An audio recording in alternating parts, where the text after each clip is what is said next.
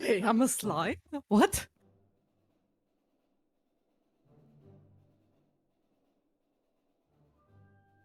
I want to be a slime. Hell yeah. Look. You will probably be a bloody pace on the floor when Felden shows up. Does that count? Oh my god. Wait. Oh! Yeah. Uh, that's what I'm expecting. Yeah. Mm-hmm. Can't wait.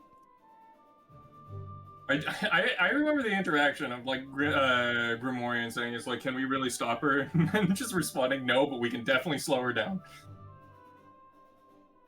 Oh dear.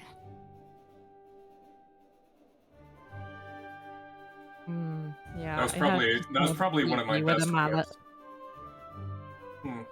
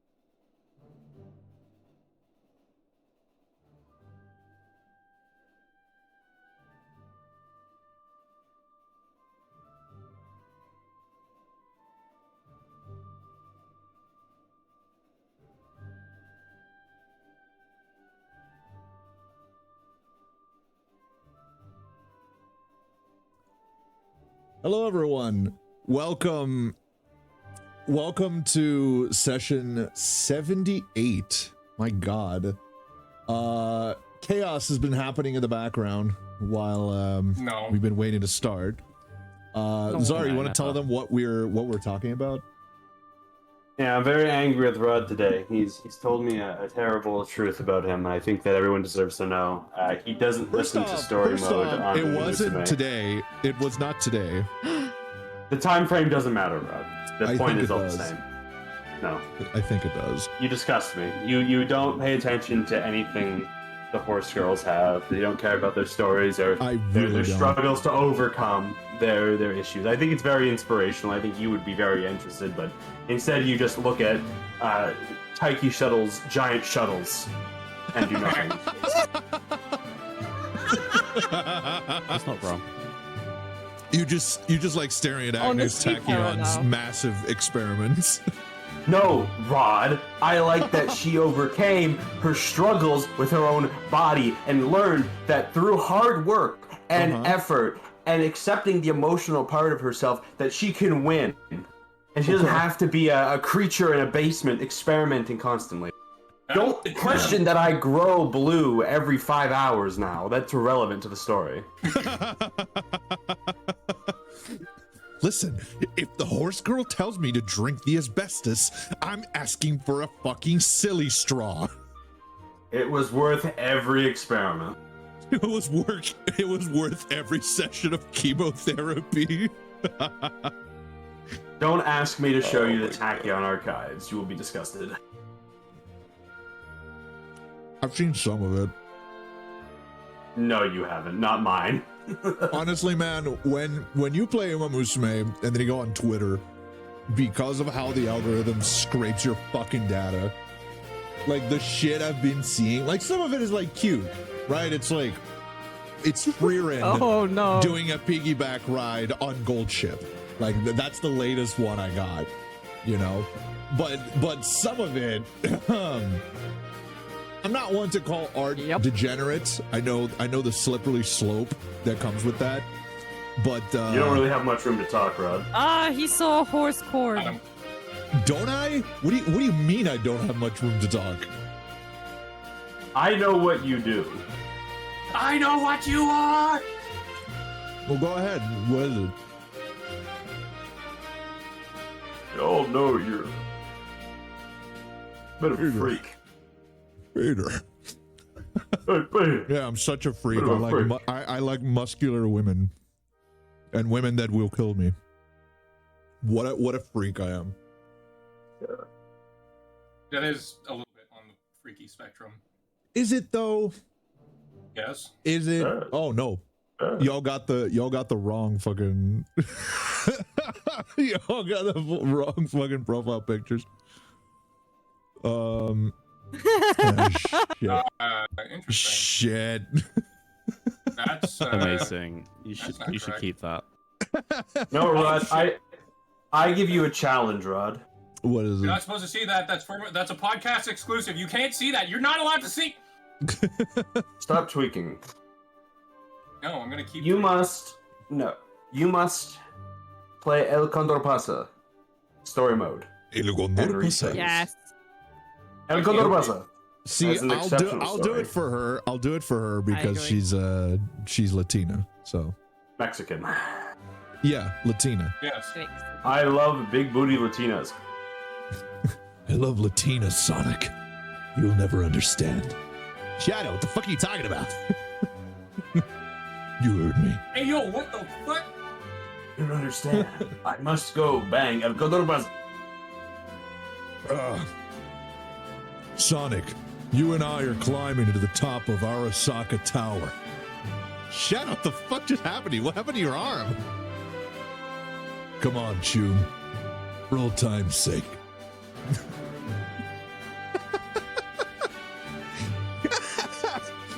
Someone has to have like modded Johnny Silverhand to just be Shadow at all times. I mean, considering the fact that that DC and Sega has done a crossover now, this doesn't surprise me. No, hold on. I need to see this. Cyberpunk 2077 Shadow mod. Is there one? The Hedgehog. I need to know. Okay. No one, I don't think anyone has done it. Oh my god, they have. They've done it. Yeah. It changes.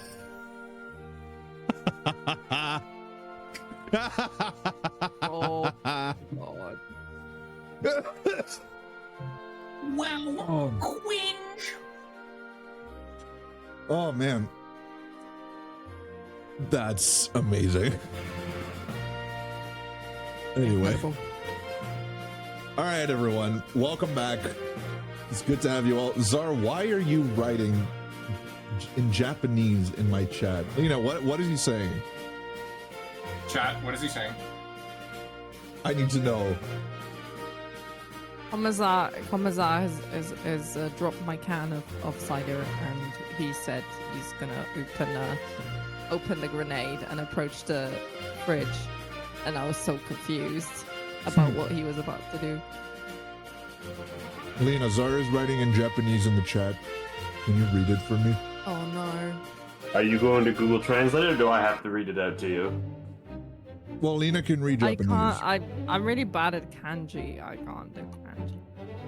10,000 what? I can't read the shit. Love how the music is playing with this going on. They post an updated version that might not help you at all. Fucking hell, what did you write? 10,000. Hold on, I actually have to remember what I said. 10,000 fists in the air. I'm just gonna fucking Google Translate this.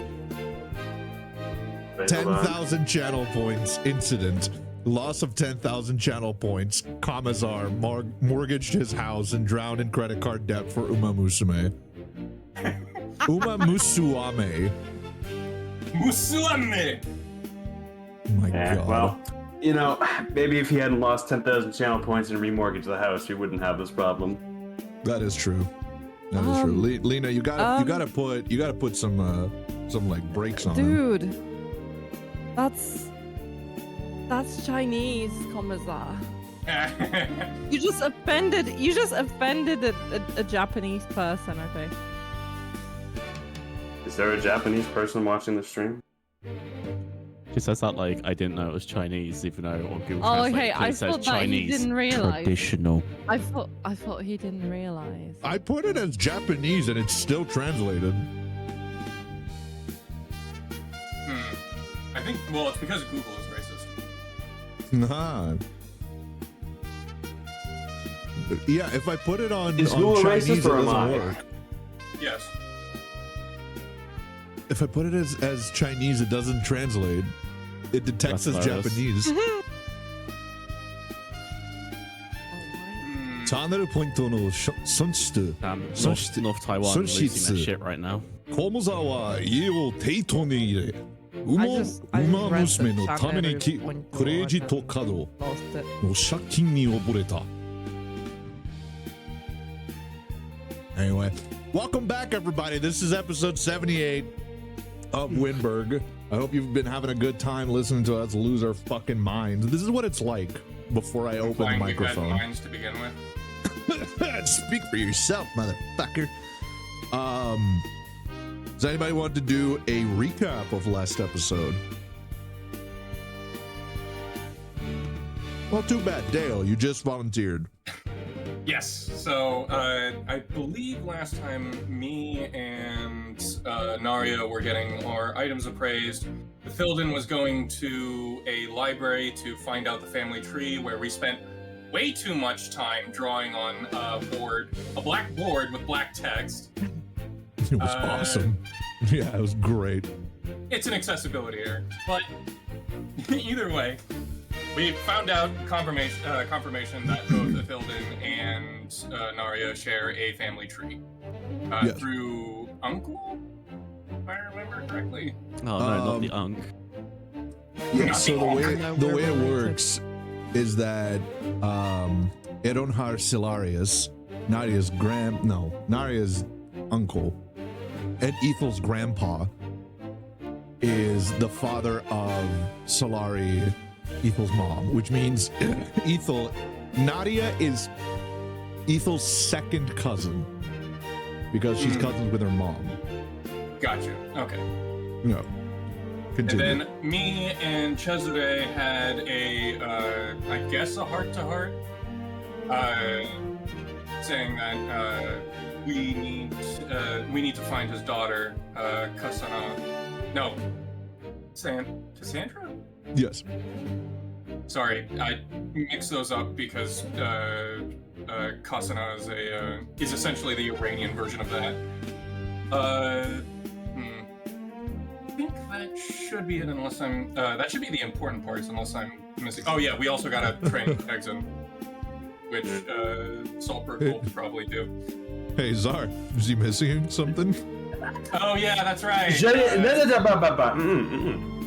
J'ai essayé de baiser le définition, mais j'ai été mis dans le schiste au cours et tout j'ai plein pendant le reste de la séance. Am I the only one that needs subtitles for that? I tried to fuck the hot tiefling, but I was put in the cuck chair and then cried for the rest of the session. Oh yeah, that's right.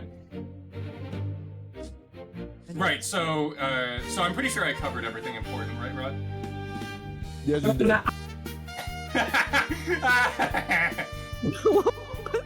Oh man. But yeah, no. So Saltbrook and Gareth had a nice candle-lit dinner in the middle of the day.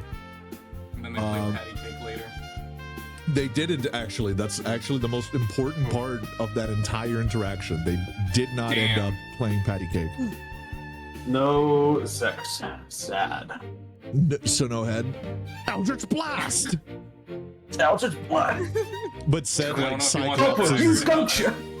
But said pretty like sure that was Cyclops' Skunk Shot. Optics Blast, like Eldritch Blast, but screamed like Cyclops in Marvel vs. Capcom whenever he says Optic Blast. I Saltberg used skunk shot, bro. God, Oh I should my play Marvel God. Rivals. Cyclops was my dad's favorite character, which is either way. Cyborg's your dad? No, Cyclops was my dad's Cyclops. favorite character. Yeah. Yeah.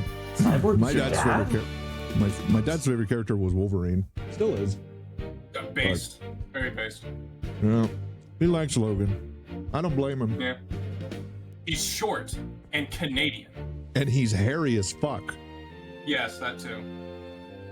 Okay, but I think it'd be really funny if we got one of the guys from Letterkenny to just do Wolverine. How's it going, Bob? I'm gonna kick your ass. Come over here, you They should have done overgrown that at bastard. Deadpool too. Aggressively Canadian Wolverine variant. Oh, Jesus. There we go. Okay. Oh god, no, better yet, Mountie Logan. You wouldn't be a cop. That's his origin. His origin is that he's a terrible person. Yes. Yeah. Not really. Anyway. Apart from that, because Lena and Kamazar were not here, we did focus on the players that were.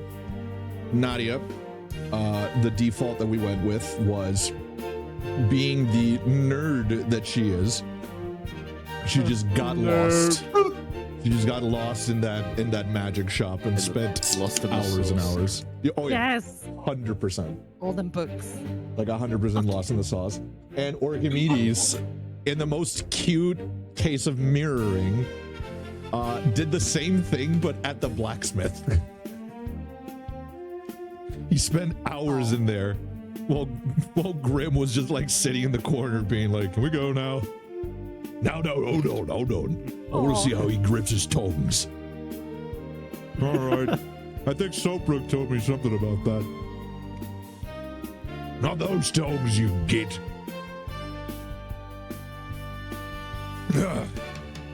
All right. As we return, it has been several hours since the last session.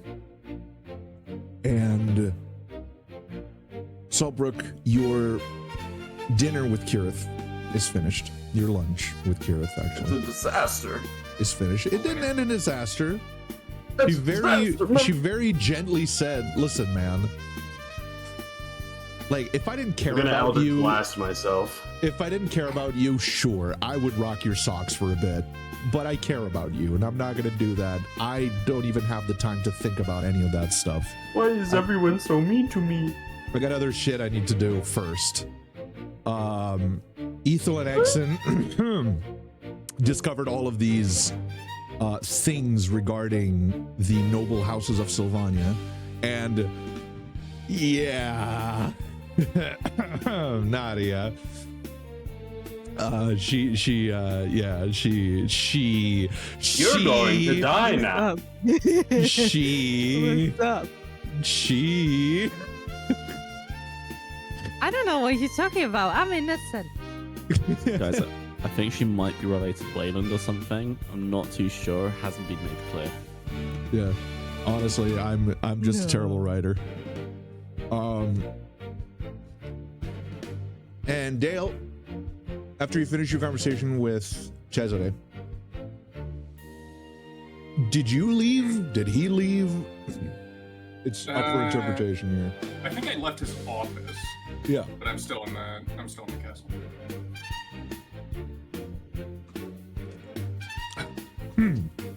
All right. So, as we reach later in the day,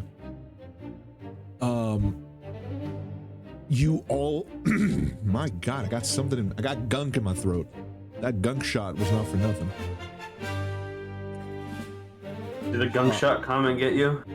Did you, in fact? Yeah, who did you think was playing Kirith? Juicy juice. Yeah. Yeah, I'm not gonna go into context on gunk shot. But go on. Gunk shot is a fucking Pokemon move. It's an inside joke between me and my buddies now, so don't worry about it. There you go. As the day reaches, as it reaches afternoon, you all meet up at the center of the town. My God, I got Here we go. I got stuff in my throat. And as you reach the center, you are all surprised to see that Exon is there by himself, sort of waiting on all of you. Left the child unsupervised. Taking care of him was your job. My ass was busy. Daddy was busy with grown-up stuff. With trying to get gunk. I was trying to use gunk shot, but it wasn't very effective. Gunk blast. Wait, hold on a minute. Gunk shot is a poison move, right? I don't know. Hold on. Oh. Psychic. Yeah, it makes sense. It didn't work. I'm gonna rename Eldritch Blast to gunk shot, bro. Oh my God. Anyway, as you all arrive at the center of town, you notice Exon is just sitting there by himself, seemingly waiting. And as he sees you all approach, you see him. Real quick. What's up? Could you turn the music down by like 50%? I can barely hear you over the music. Thank Is you. this better? 20 on gunk shot. Yes. No. No, keep it to yourself. Nobody wants your gunk. Nobody wants your gunk. Look in the roll history. No, I'm aware. Nobody wants your gunk. It's a nat 20 on gunk shot. No. My God. Well, you heard it here first, folks. Keep your gunk to yourself. My God. As you all arrive at the center of town, you see Egson there, and he's waving at all of you, a big smile on his face. Hey guys, Hey, Exon. how'd your day go? Oh, whoops. informative. It's pretty good. Yeah, it was good. The food was delicious. Well, when you get an all-you-can-eat place, you better go. That's true. I hope you don't Places here was mind. all you can eat. I hope you don't Oh, mind. sorry. And you see her just like pull out a few boxes. I took some of it to go. It's free. Don't want it. Excellent. So big. Was he Tilden? Oh, another elf came to talk to her, and she said it was important, and she told me to come meet you guys over here. It'll be a while then. Could be, but the Congress should be starting soon.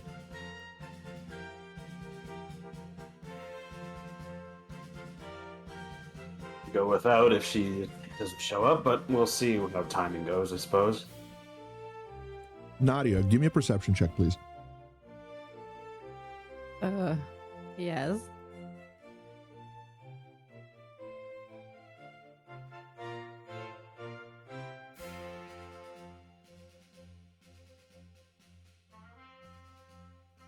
I got 23. Okay. Nadia, you notice that as Egson looks over to his right and looks at Grim, his right eye shifts to look directly at you. And you can tell his left is not doing that. Almost like a chameleon.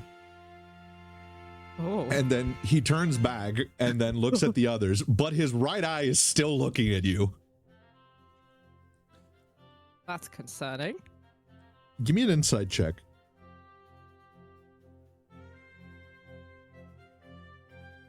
Do we just see him going cross-eyed? 10. Oh, yeah. No, like, Yeah. His right eye is constantly on Naria. His left eye is fine. so. Yeah, I got a 10. On a 10, Nadia, you sense the slightest bit of like, it's staring, but there's something else in there.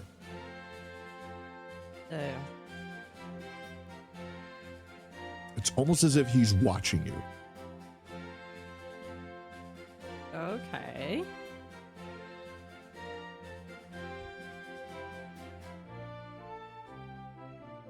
Is there anything you guys would like to do before we head to the Congress? I should go shopping. Actually, do I even have money anymore? It's a grand question. You should. I mean, you spent plenty of money, but you should still have some. It was a lot of money, though. Now, what am I giving? What am I worried about money for? Everything here is fucking free. Well, except the important items. No. I should probably go to the shop real quick and just see what they got on offer. Maybe maybe a third, a hyper rare sword that I can add to my collection and try wield. Bro's gonna be Zoro. From One Piece, the one with the 3 swords, not the Mask of the Zoro. For clarification. I don't know what he's talking about. Sounds such a good Netflix show. I don't know what a Netflix is. Netflix hasn't been invented yet. What's that? I'm going to Redbox to get my DVDs. The idea that everyone's talking in character right now. You would like to stop at a shop. What kind of shop are you looking for? I don't think I'm gonna get better armor. Is there like a adventuring supplies store? Is it a general store? Yeah. Go there. Okay. Do you all go with them? Sure. Yeah. Yeah. you go- Well, not that I you guys have can go. any money, but sure. You have to take. You don't need money here. Unless the items are yeah. imported. Yeah. Okay, I still have You- like 30 grand, so I can spot you if you're completely piss poor. Remember, communism is everything is free unless the items are important. That's, Alright, what, what that's what company Richard pissed Wolff you? told me. Imported, money on not me. important. You forgot Uh, you have a rich wife. Or No, I'm gonna say imported. you were in a tube for a very long time, and before that, Yes, that's what I pointed out. you did live in the desert. Yeah. So, Archimedes is a test tube, baby. oh my God. Jesus. But what a plot twist. All right. So, as you walk inside of the shop, it's called the Endless Oubliette. You walk inside to see a very fat, very greasy looking dwarf.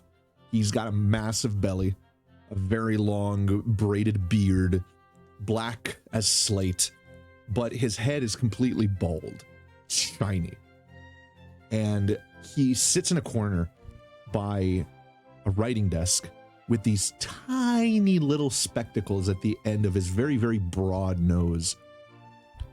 And as soon as you walk in, the door hits a small bell, and he perks up, and you hear him from the background go, "Just a moment, please." As you look around the store, you see that it is a common general store. It's filled to the brim with ration packs and several different kinds of walking sticks, as well as guides on specific areas of the Sword Coast. Most of them written in paperback by someone by the name of Volo. The images on the front seem to have been hand-drawn, and they depict these incredible scenes of battle against beholders and against dragons. You also notice that although these are imported items, they seem to sit in a bargain bin.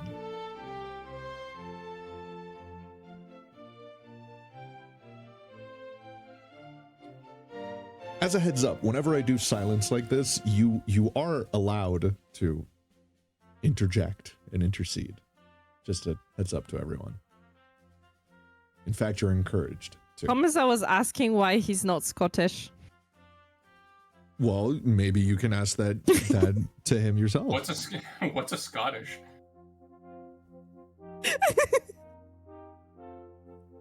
As this Anyone know it, didn't they? As this very short dwarf walks over to you. Zara, why did you send me nice nature about to say the N-word in our texts? What are you assuming that for? What the Anyway. Baseless accusations. Baseless accusations of nice nature. The dwarf stands up and walks over to all of you. You can see that he's very old. And Orchimedes, you're right. It's a very strange accent for a dwarf to have. Hello, dearies. How may I help you today? Just doing some browsing, looking for a couple items. I see. 7 companions. And your adventurers, you must be the Wyndburgh Wardens, aren't you? And oh, there you are. Hello, dearie. And he looks over at Egson. And Egson very, very clearly, like, is trying to not be seen. He's, like, standing still as if he will not be detected otherwise. His vision is based off of movement. Exit, sweetheart, I can see you. You've tried this last week and it didn't work. Crap. Hi, Monterey. Hello, Exit. It's good to see you in my shop again. Did you bring back the stuff that you stole last time? No. Did you eat it? Yeah. That's all right. What can I do you for, intrepid Wyndburgh Wardens?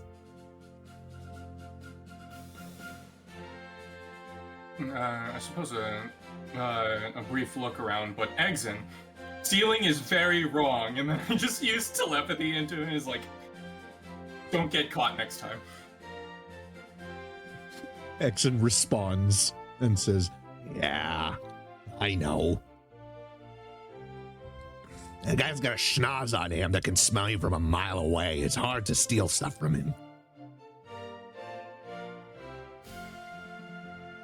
Also, another thing. Pick your targets better. Well, I thought I whatever. Yeah, that's what you get when you assume. You see him just like kicking a bolt that's on the ground. All right, what would you all like to do? Let's see. I think I have most of the things I need. What is available? Just everything in general wares is fully stocked. Oh yeah. Okay. Best way to go about this is you ask for a specific thing. Because I got a massive list of stuff. Massive. Oregon. Do I have a disguise kit? I don't think I do. Do you even need a disguise kit? Well, I mean, I can change my appearance. I can't change can't change my clothes. Sure. Don't say anything about changing clothes. That's why I have alter self, or no, disguise self. But you know, in case people actually get a little more hands-on, I think it'd probably be good to get a disguise kit. Okay. Are you gonna ask him for it? Yeah. Would you happen to have a disguise kit? A disguise kit? Of course I do. Give me one moment. And he just ducks under the counter. The thing about the counter is that like he looks like the little drawing of Kilroy was here. I don't know if you've ever seen it. Yeah. He just looks like this. There's like that, and then he has a big schnoz. Like that. Amazing. So he ducks under, and you hear him rummaging around.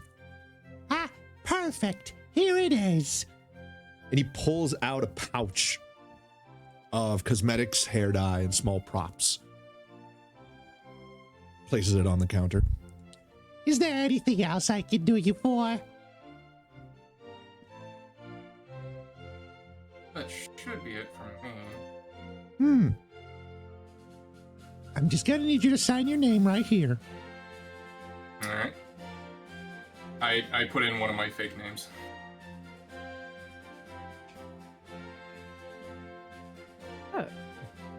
This guy. Do I He need to looks write? Or do you need to roll for forgery? Or? No, he looks at the name, Sounds familiar. and he just puts the paper on the side. Then he hands you the disguise kit. I grab Dale and cast Pearl Through Hell for lying in front of me. For lying in front of the child. Be honest. It's a terrible example!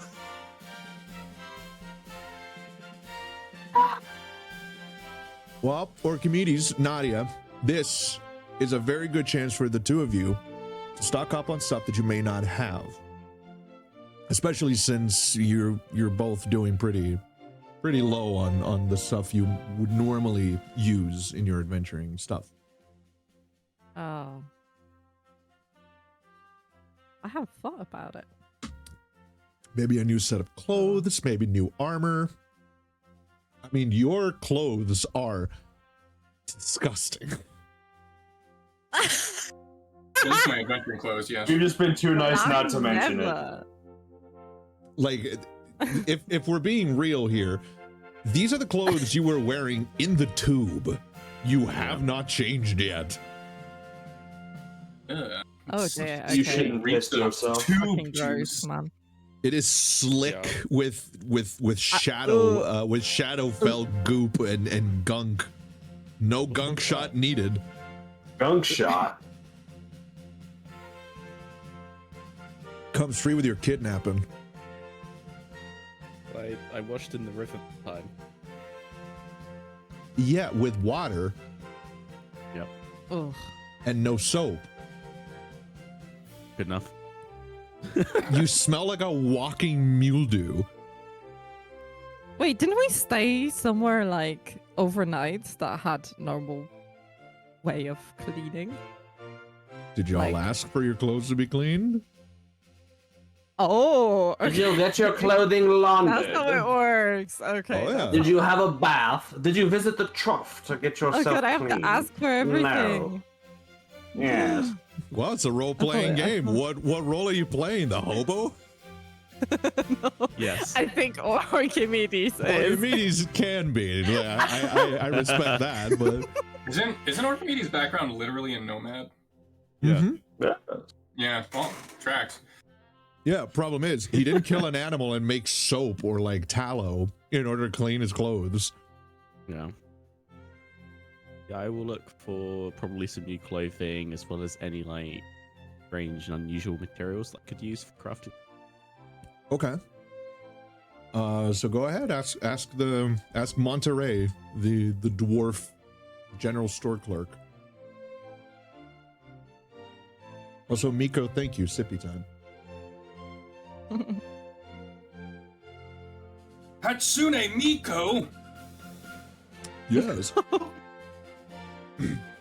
Lena, did you not see the Hatsune Miku that Miko made for the 95th? She's in full Wait, I armor, think I covered in have. blood. I think I have. It's Hatsune Miku. There's been so many good arts from Miko. not That is gonna true. lie. There's a few ones coming up, and I can't talk too much about it, but I'm very excited about them.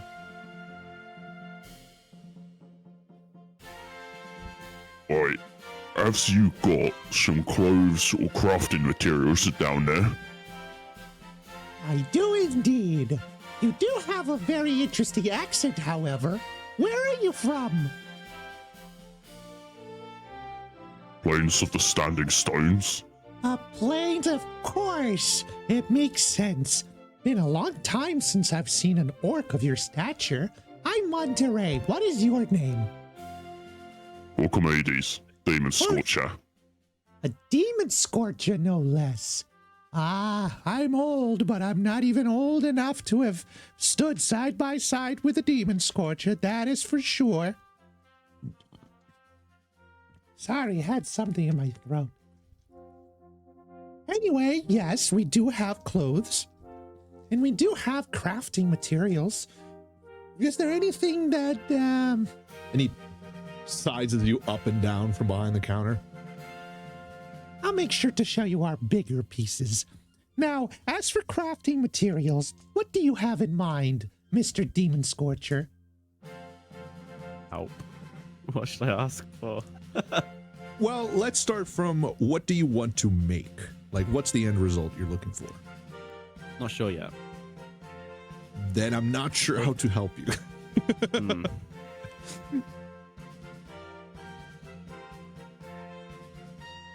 I don't even know what materials exist in D&D, in all honesty. Well, let's start with the more common stuff.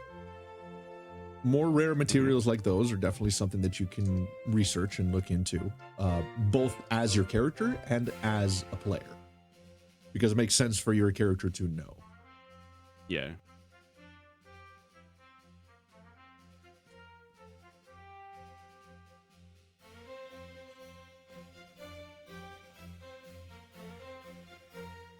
Just got D&D Wiki up at the moment. Okay. Do you want to circle back to this? Yes, please. I need to check what the hell exists. For sure. Yeah, Archimedes is just like, hello, can I have the, just the entire time while everybody Don't mind him. He'll be a moment. He suffers from a severe case of not knowing what he wants.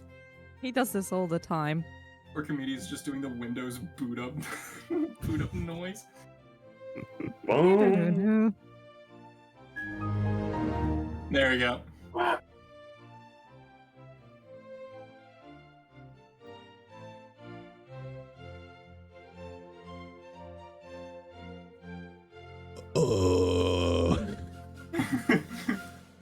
Oh. In my mind's eye, he has waves. I thought that was like one of those yieldy like fucking British wigs. It almost looks like a powdered wig. Yeah, it does almost look like a powdered wig. Oi, I boy, say- Jove, governor. Anybody want to pick up? Saltbrook, Yeah, Nadia. I just need to pick up some general supplies. I, for some reason, in all this time, haven't had a decent length of rope. A length of rope. Would you like that elvish or mundane? Elvish, I wager. Indeed. So unfortunately, because it is imported from the Kingdom of Sylvania, it will cost Money. you. How much? A length of rope, roughly 20 feet long, will run you about 35 gold pieces. That's nothing. I'll open up my still incredibly heavy sack of money and put 35 gold pieces on the desk. How quaint. Currency from the Sword Coast. And you see him just like sort of tilt his head to the side.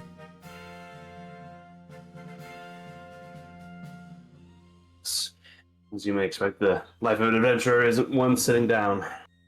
Indeed. The last time that I saw currency, when the Lord's Alliance still existed, and they were still using copper, silver, gold, platinum, and electrum. It was very strange. I'm glad they Yeah. switched all to gold. Much easier. At a point, it gets just a bit easier. Not me just Else- patting myself in the back through this character. They had to I'm wondering what else, like, I'm wondering, like, what else, like, simple, like, adventuring gear that I'm missing, because I didn't have a rope. Hmm. I can just start fires, it's not a problem. Mm-hmm. We carry some form of bedding, tents with us. Yep. Pittons for climbing. Water skins can be useful. Water skins would be useful. I'll ask for some water skins as well. Well, those are not imported. Those are made right here in Castle Magna. Here you go. And Dale, you recognize these immediately. These are all surplus from the Revolution. Yeah, they're I military want to give surplus. Dale PTSD every time I take a sip. Yeah, no, I just have the Call of Duty meme face on now. The guy just staring 1,000 miles every single time the Magna Revolution is mentioned. For me, when you said the Call of Duty face, I envisioned the fucking guy from Black Ops doing the squat with the guns. So I just pictured Dale doing this. Call of Magna 4, Revolution Reloaded. Oh my god. Do watches exist in this universe? Timepieces? Yes. They are Do they have pocket watches. timepiece here? You have a watch about? You're looking for a timepiece, yes? Yeah, something of that sort. And to what realm would you like it to be attuned? This current one. A Tyrillian attuned timepiece. One moment. And you see him turn around and go into the back of the store. While he does that, can I, like, sniff about for any supremely interesting, outstanding items on the shelves? Sure. Yeah. Give me an... What kind of item are you trying to look for? Basically anything that would catch my eye. Something that might help me maybe with studying my gauntlets. That might be an interesting thing to look for. Odd to see in a general store, but who knows, maybe some sort of, like, super Fent cube that will appear. The Fent Cube. Is that a legendary item? Mystic, actually. Here in the It's next to the Orb of there was Time. the Fent Cube.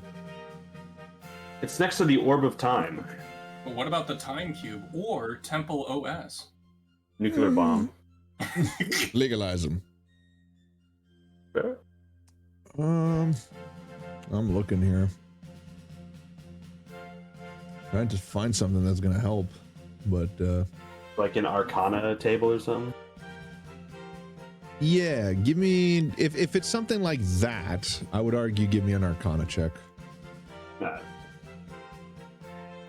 I predicted nat 1 because I got a nat 20 on Gunk Shot. That is true, Close enough. It's a 9. yeah. Okay. On a 9, Saltbrook, this is a very well stocked yet humble general store.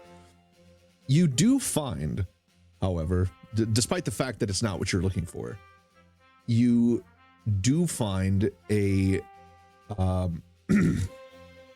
bundle of clothes called the Clothes of Mending. It's a magical outfit that automatically mends minor damage. Yeah. So wherever you wear it, so long as it's not like catastrophic damage to the fabric, it will simply repair itself over time. Does it clean itself, or is it... Actually, what kind of style is it? Is it like casual everyday clothes, high clothing? It's the newest collection from Jean-Paul Gaultier. Oh, Constance! Oh my god. No, it's a very simple blouse and pleated pants with hooks for a belt. I know not if I require this. I think I will leave it where it is.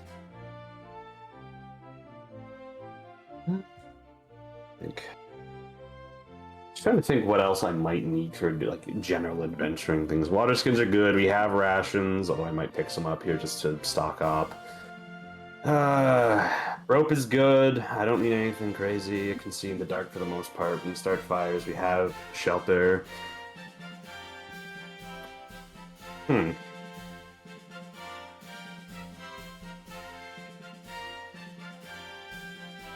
Guess we are relatively decently stocked then. You see Monterey coming back, and he holds his hands behind his back. I'm very sorry. A Tyrillian attuned timepiece is something that's very rare these days.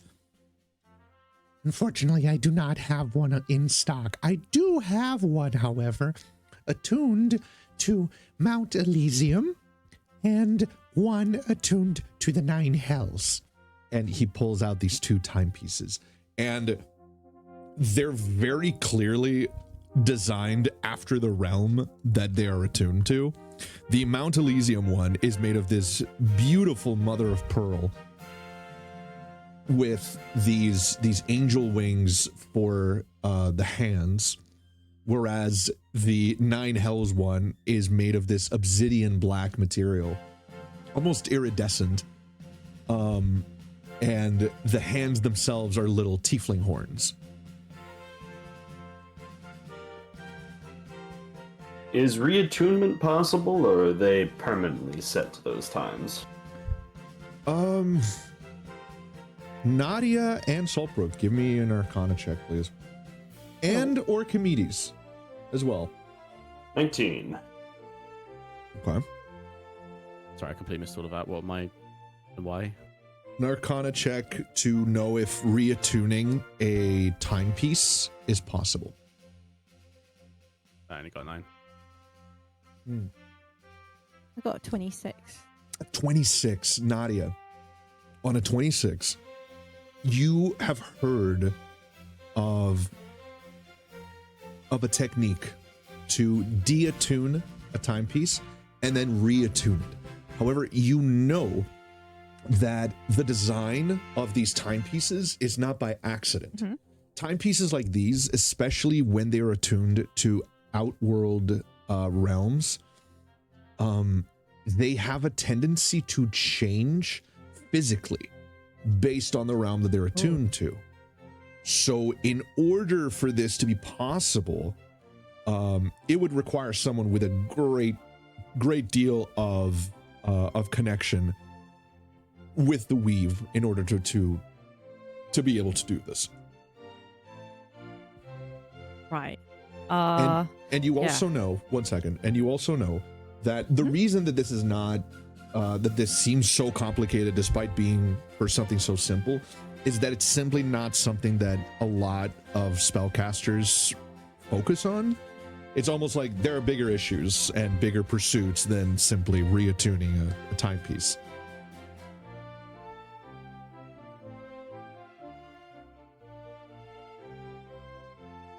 All right.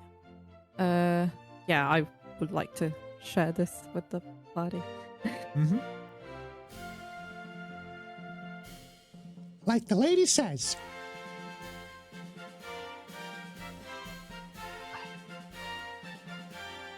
I'll take the one from the Nine Hells, but otherwise, yeah, we'll do the Nine Hells one. All right. As an imported item, it will cost you And the price being, 75 gold. had to dump another 75 gold on the table. Okay. He places it in a small box made of dark wood. And as he slides it over to you, you hear Kirith just sort of like knock you a little bit with her elbow, trying to get your attention. Hmm. Give it. I want to look at it. In a minute. And then I want to look at it. I don't know what time it is back there. I kind of want to have an idea. In a minute. What could you possibly have to do with an infernal timepiece? Just get over here. In a minute. No, give me a second. Give me a second. Please do something. You're shitting yourself. Not right now.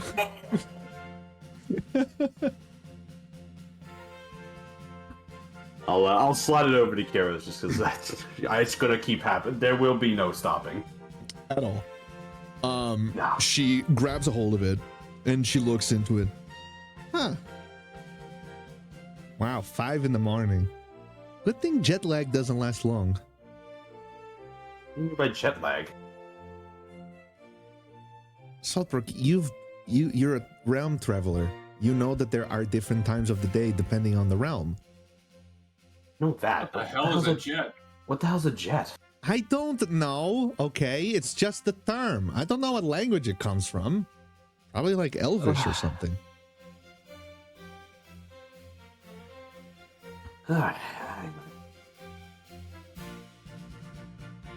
Anyone else? Author's note. Because the word jet lag is a real word, it should be able to fit into common.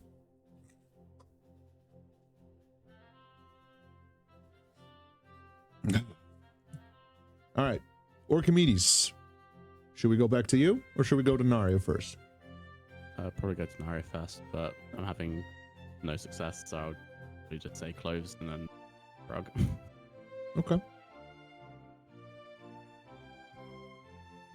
Nadia, let's go close? with you. Okay.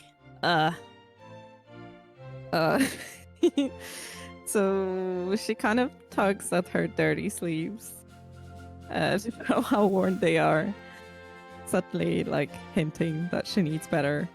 And she just goes, these aren't going to last much longer. Do you have anything sturdier, something that won't fall apart if I wear it for more than a day? Do I? Most of my clothes last more than a day. Then you see that he's clearly making a joke. Is there any particular style that you're looking for?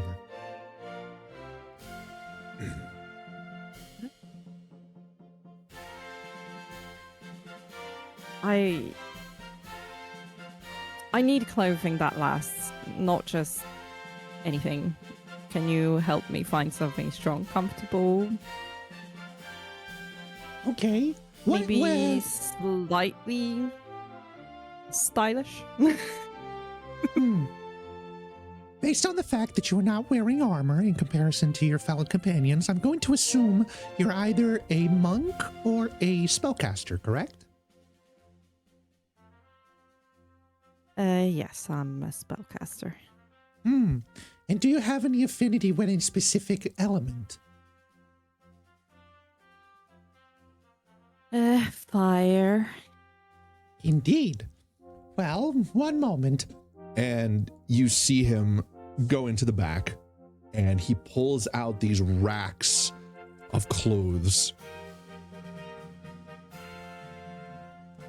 And he starts going through a bunch of them, one by one,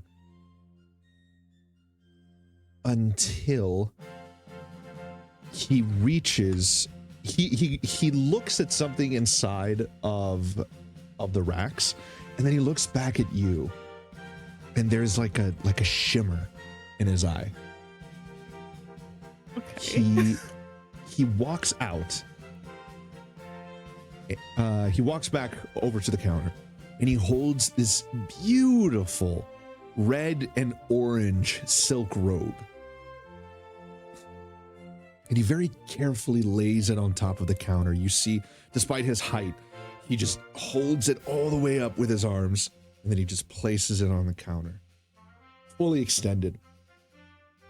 And as you look closely into it, you realize that it's almost as if there's a flame roiling just below the fabric. It seems to be made of silk. Nadia, give me a history check, please. Okay.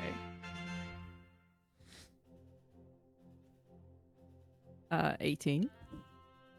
On an 18, Nadia, you've heard stories about clothing like this in the past.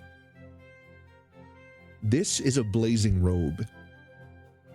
It gives you resistance to fire while wearing the robe, and it gives you a +1 bonus to spell attack rolls. And the saving throw DCs of your spells that do fire damage. On command, the robe can create a 20-foot radius burst of magical flame centered on the wearer. All creatures in the burst, other than the wearer, must make a DC 16 dexterity save, taking 2d6 fire damage on a failed saving throw, or half damage on a success. You can only do this once per long rest.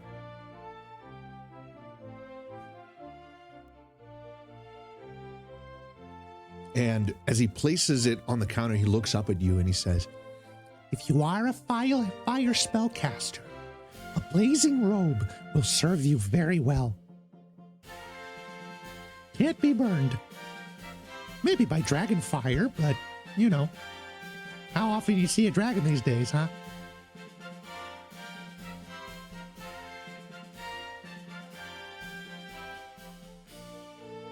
This looks perfect. Indeed. Is there anywhere I can try this on? Of course. We have changing rooms in the back. Okay. So he goes to try on. okay. A few moments go by, and Orchimedes, Saltbrook, Dale, you all see Nadia come out of the trying rooms wearing this beautiful set of red and orange silk robes. And it fits her extremely well. It's almost as if it was made for her.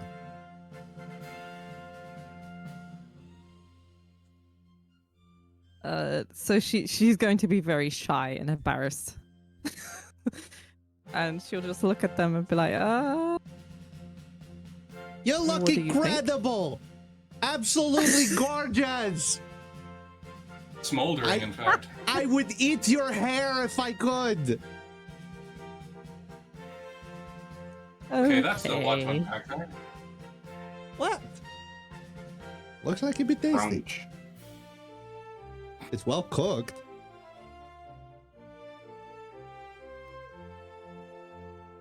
So, what do you think? Are we taking it home or are we leaving it here?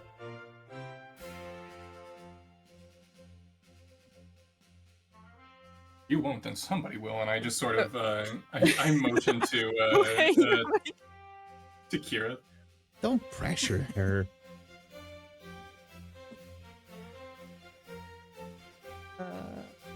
Okay.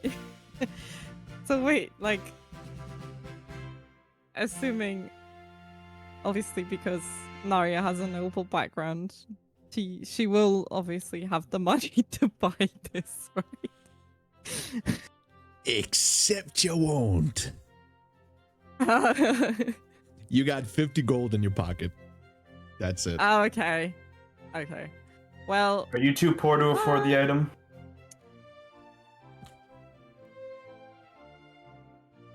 no, never. I literally have 30 grand in my pocket. Just ask me for whatever you need. I could help pay for it as well. So could I. I mean, I could never ask. she's anybody one of the to girls. pay. Well, if she's not going to ask, I'm going to do it. And you see Kirith just puts like 100 gold pieces on the table. No point How in much? hobbling our effectiveness. How much is it going to be for it, huh? Well, since it is a wondrous item and imported, it'll be roughly 350 gold. I'll pitch in 100. All right, Oh I'll my god. put in I'll 150. just come back. I will come back. No. Oh, it's You don't have fine. to do that. Does Magna do loans? You're a She will warden now. disappear into the changing rooms. I did not think that's what you were going to say. Nadia, you are one of the wardens now. Gods.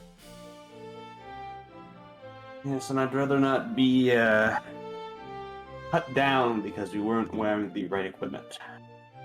Yes, that's all. That's the only reason you're doing it. Yeah. You're a big So softy, she comes out the changing room just clutching it, like not wanting to part with it, but also kind of. Well, it's yours. We just paid for it. Yeah, you She can looks at the take it home. counter, and then she looks back at them.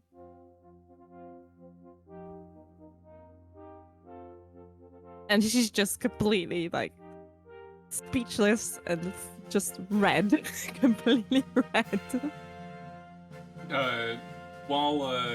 When Grimorian says that she's a part of the Wardens, Dale is just gonna mutter, "I don't remember my probationary period being that short." Because it's not over yet. Both of you put Nadia, I'm full. Nadia, Saltbrook, and Dale put inspiration on your page. God damn it, Okay, I'm full. That was Oh, perfect characterization. Oh yay! No notes. That was perfect. Absolutely perfect. it's not up yet. It's so simple. It's as simple as that. Nadia, you see Kirith walk up to you, and she puts a hand on your shoulder. Want the Sprite cranberry? Just kidding. No, she... Sorry, I couldn't resist. So stupid, man. No, she just looks at you, and there's a very genuine smile on her face. Originally, I didn't want to join the Wardens. I was a Sentinel of Adun before all of this. And now all but one of them are dead. And I was like, oh man, if I get into a different party, I'm just going to kill everybody. Everybody's going to die. I'm going to be alone all over again with the giant Loxodon elephant man.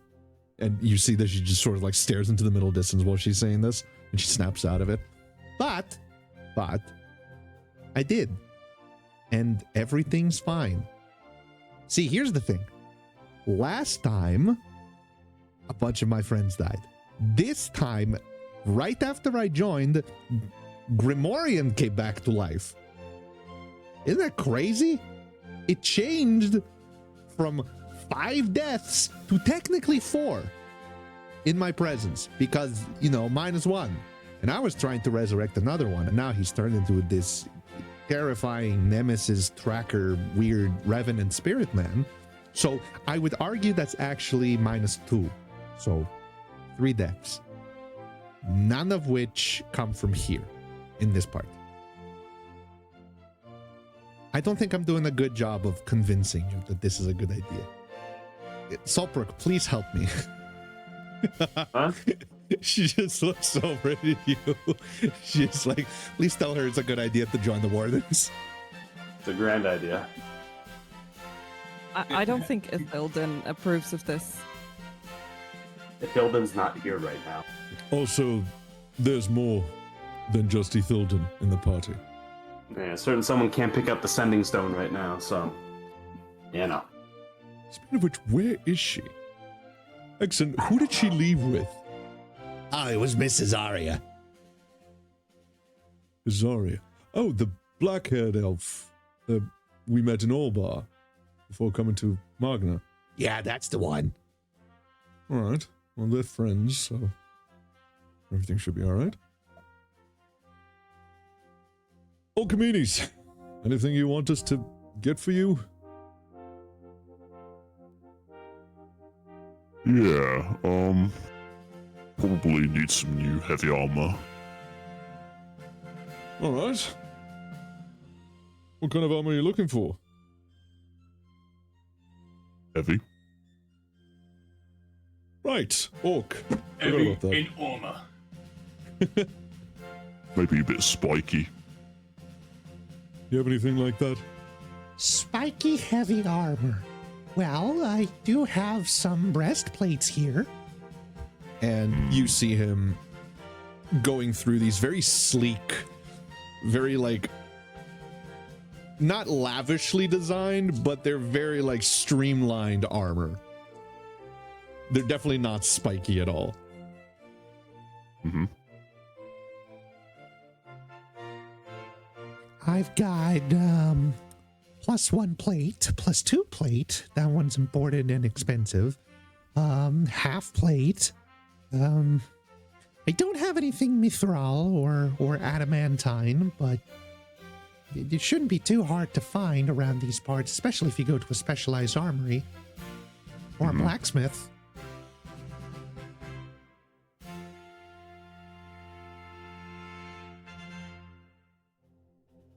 I would not risk going to a blacksmith with Archimedes again.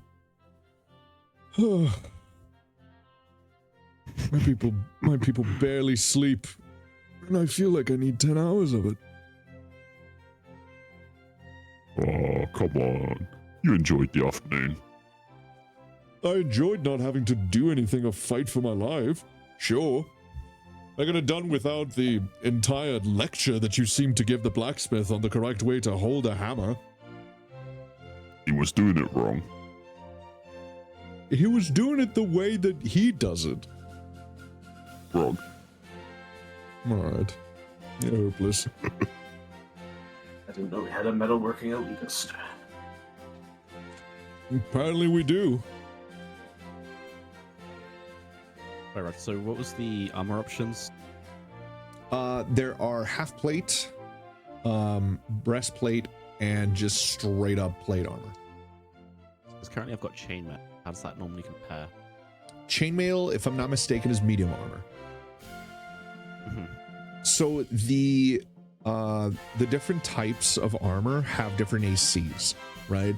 And depending on heavy armor normally comes with either a speed debuff or a debuff to stealth. Yeah. Yeah, so my chainmail's currently heavy armor with stealth debuff with an AC of 18. Mm-hmm. Not sure how it compares. Yeah, that's 18. So what you would normally be looking for to upgrade from that, if you want to stick with heavy armor, would be something along the lines of like, wait a minute. Chainmail. I mean, I can literally just take some of the plate armor and smack it together and create plated chainmail. That is true.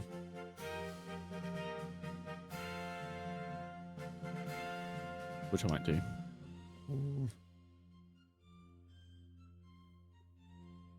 Oh, it's okay. So the 18 on that is because it's infused. You infused it with enhanced defense. I forgot. I was looking at stuff and I was like, "What? Why the fuck does that say 18?" Yeah. +2. Yeah. Yeah. Off some point. Gotcha. Yeah. Yeah. So you'd be looking at, chainmail gives you 16. Plate armor gives you just 18 by default. Mm-hmm. Yeah. And then with that +2, you would have armor class 20. Yep. And then there's the +1s, which or +1, +2, +3, which essentially just makes them stronger.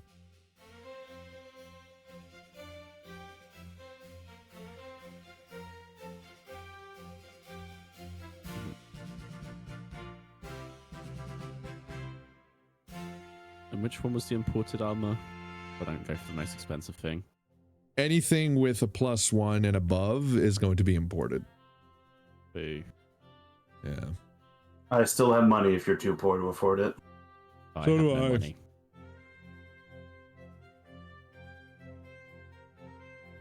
What was the +2? Was that just like full plates? Yeah, it's full plate, but it's +2 full plate.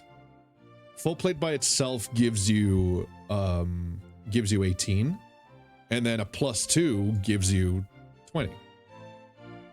Just by default. Yeah, okay.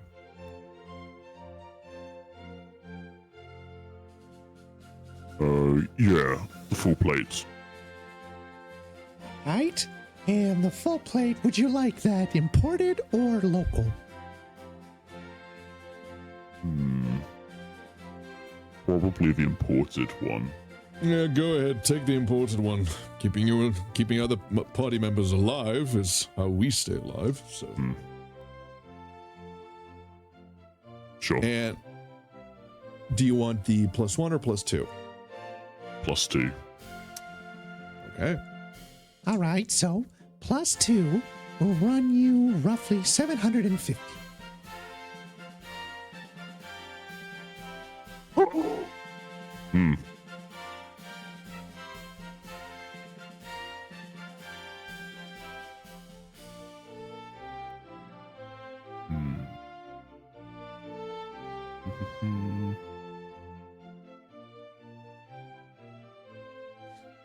So, Brooke, you mind paying the man?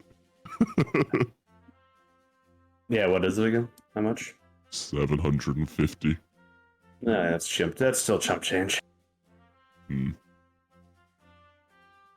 I'll open my bag again and dump 750 gold pieces on the table.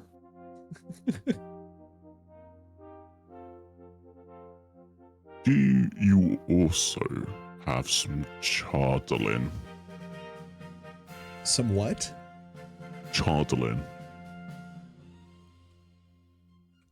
Chardolin? Oh, chardolin. Okay. Yeah. The funny rocks from Standing Stone Plains. Yes. Okay. I did the reading. Damn, you're going deep. Damn. No, it's Wow. expensive. Yeah, this is gonna be. Just out of interest, if there was any like smaller bits. To give you an idea how expensive one bit of chardolin was in second edition when I first started 20,000. playing, roughly 20,000 gold. Yeah. Yeah. And this is back when, copper, how silver, much? gold, 20,000 gold for one piece. And then it, later on, it got cheaper, both because of rebalancing, but also because, they found more, and so the price went down. Yeah.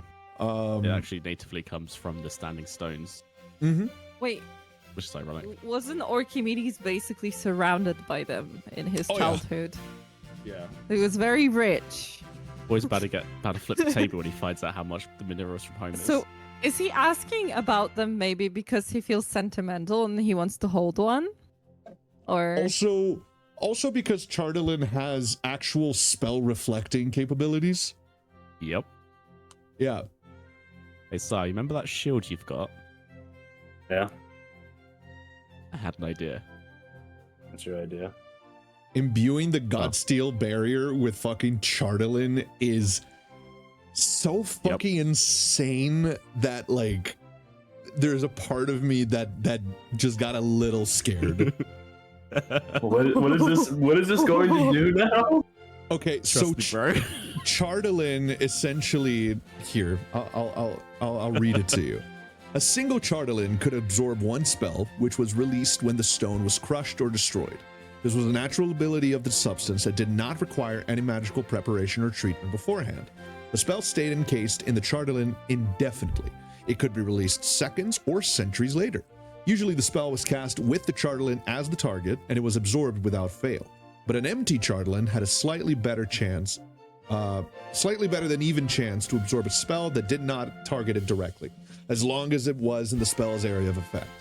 Once the Chardalin was imbued with a spell, additional spells had no effect on the stone. When shattered, the attributes, power, volume, duration, damage, etc. of the spell were unchanged, and the focal point was the exact location where the breakage happened. The ancient Netherese tried for many years to find a use for the powder residue left behind after smashing a Chardalin, but to no avail. The Epic Arcanist, and when we say epic here, it's very specifically because he's above 9th level as a spellcaster. The Epic Arcanist spell Maven's Earth Fast required 6 Chardalin imbued with transmute mud to rock spells as one of its material components, which is insane. And the thing is, different qualities of Chardalin, as it stands now, are able to absorb higher levels of spells. Yeah. So Yeah, we should do that immediately. Yeah. Yeah. It's gonna be insanely expensive. Just absorb like a fucking 9th level spell shot at me and Yeah. consume it with the shield. You want Return to fire. guess? You want to guess how much a 9th level Chardalin goes for these days? Oh, That's like gonna be in 20K, like the bro, I don't millions. 8,000. Oh, Yeah, it's cheap as fuck. what? Oh yeah. Buy a few of those right now, really. As you ask Monterey about Chardalin, his expression changes. Did you just say Chardalin? Yeah. Well, I would imagine that an orc from the Standing Stones would know about what happened. I'm afraid I must be the bearer of bad news. Hmm. Rumor goes that after the coalition expanded into the Standing Stones, all of the Chardalin deposits present in the area have either been mined or are in the process of being completely extracted. I'm gonna kill them all. I can understand the reaction.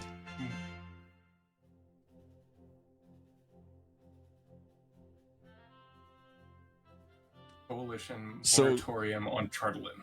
Kamazar, you just stumbled into a massive story point that I wasn't going to reveal for like months. Oh dear. Let me open up my Interesting. notes section. Let me here. just add that to my notes as reasons why I'm going to genocide. I mean, kill all of the. open up the Binglebarp document. Put it That down. was the coalition, yes. Yes. Mass mining Chardalin. Interesting. And is likely the sole reason that the orcs were divided. Imagine that connection there as a player, but also as an orc. Given what I There already you know.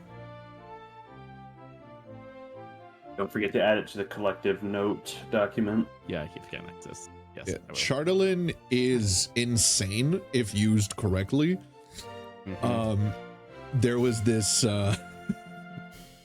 one campaign that I DM'd for where they spent the better part of a year procuring as much Chardalin as they could.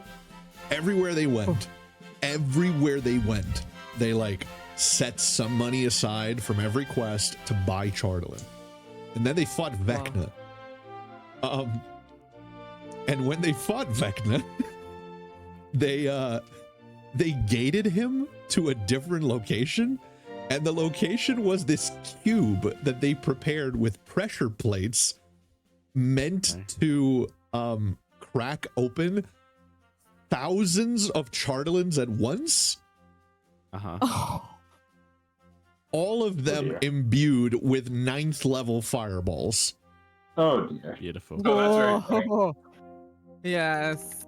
It That's was amazing. like, I knew that they were going to do it, but as a good DM, Vecna doesn't fucking know it, so I can't react to it.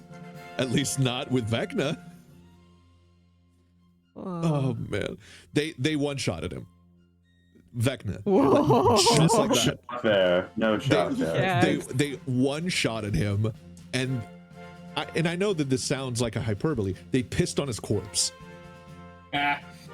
Like it was amazing. Don't get me wrong. Like the entire table was like hooting and hollering. Like everyone was half drunk already. But my God, man. Oh.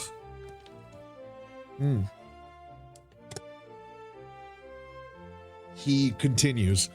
Unfortunately, I will not be able to procure you any of it.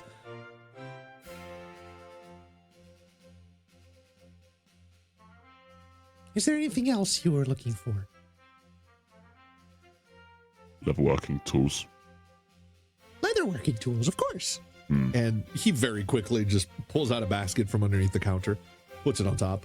And there's several little pouches of leatherworking tools, all of them sort of like a tool roll. All of them just neatly assembled, one next to the other. Take your pick.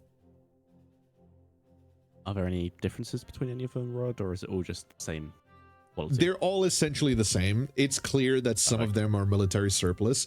Others have been made by carpenters. Some have been made by hunters. They're all cosmetic differences. Yeah. All right. I'll just grab the surplus. There you go. Now, if you just please sign your name right here.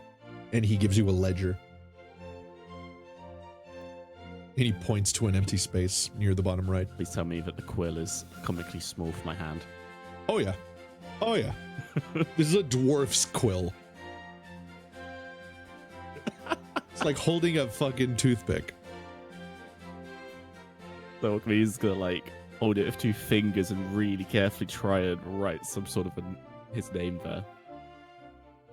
Does he know how to write? Yes. Okay. I just wanted to check. I can draw and write. That was a How well? That's a questionable assumption there. I don't know. It'd be very Just funny because if I'm like, an orc. it'd be very funny if Orchimedes is this like engineering genius, but all he knows how to do is math. He does not understand like how Let to me- write I a Let me think just sentence. show you his a picture real quick of what His it's going to look handwriting like. should be like the handwriting from like Winnie the Pooh. Oh yeah. Okay. Yeah. So if you real quick look into D&D General, this is how he's signing his name. Oh. Yeah, like that. Wait. I have to That's use the cute. line tool for this. Yep, it's just like really shit. He's holding it with 2 fingers. I thought he was an artificer, not a doctor. You try and hold a toothpick and write your name. Dale could probably do it. Yeah, I'm Yeah, worried I about could. snapping the... Thing is, Orky's worried about snapping the quill. Yeah, fair. Oh, he's a big softy. How do you spell orc again? With a K. You're damn right it is.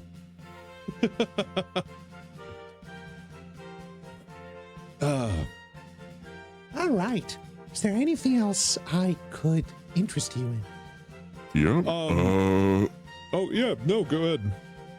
Ironwood or Dragonbone? Dragonbone.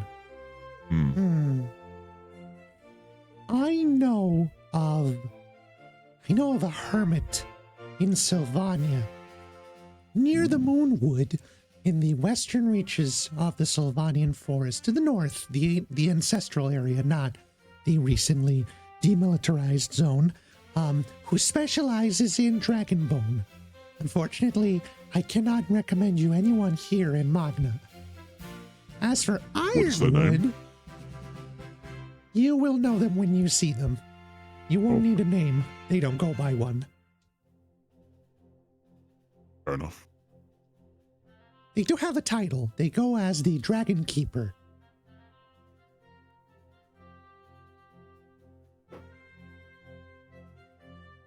And, Ironwood?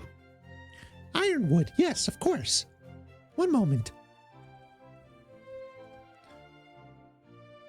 Let me just make sure here. My list.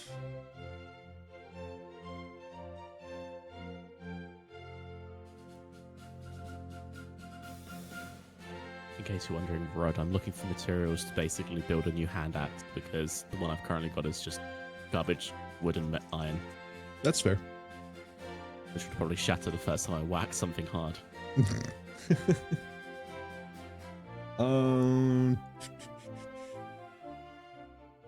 Well, Ironwood. And he brings out a few planks of what seems to be regular wood until he turns it over. And as he turns it over, you see these iron oxide growths on the bottom. This almost copper color combined with this deep red that runs through the grain of the wood, almost like veins. This was freshly enchanted roughly about a week ago, but it is imported from the Federation, so unfortunately will cost you. Can I study the planks first? Yes. What are you trying to figure out about him? The page again. Could you say that again? I couldn't hear you. Yeah, I'm just pulling up the Ironwood page. What I'm looking for.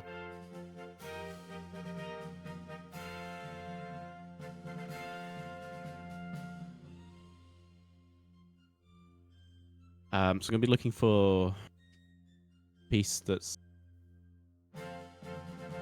the grain is relatively tightly packed, so it's slightly older, stronger, Okay. and one that's thick enough to make a handle. The To carve it. the plank itself is you normally when we think of a plank, we think of, something very thin. Oops. Yeah, I That's was the wrong one. worried about that. We think of something very thin like this, right? Yeah.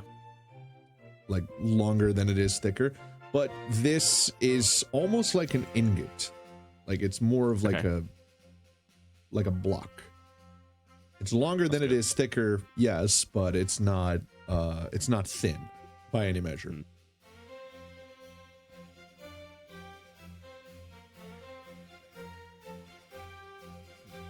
As an artificer, this is immediately obvious to you.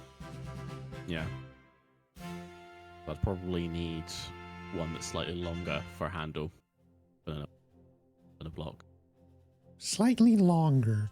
One moment. And he checks around and Well, I can offer you this one. Granted, if you are looking for something longer that is just as thick, I'm imagining that you will be crafting something with it.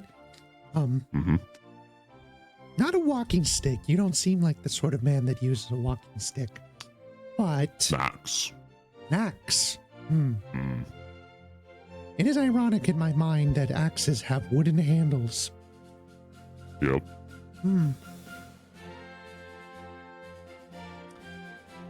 This is not as old as you would want it to be, but this is the best I can offer. and he places another block of ironwood, longer, twice as longer as the previous one. the thickness is slightly less than before. It is still a block. And you can tell that it's much younger than the other one. Yeah. I'm gonna pick it up and sort of feel it, give it a slight bend, and just sort of inspect it a bit. It does not bend in any way or shape or form. Well, that's reassuring.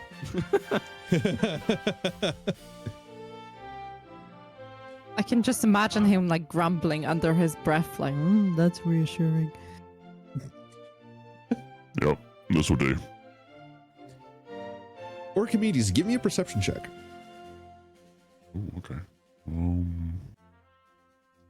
There it is. Oh no. Ooh, 18. On an 18, you notice Grim seems to be just like sort of staring at the ironwood, and with his right hand, he seems to be fidgeting around his left elbow.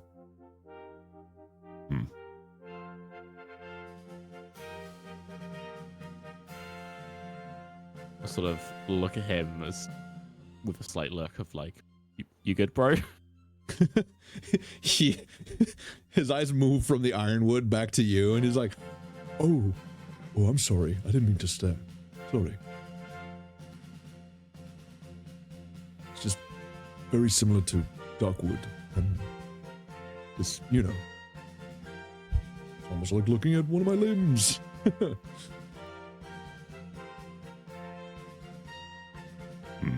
Yeah.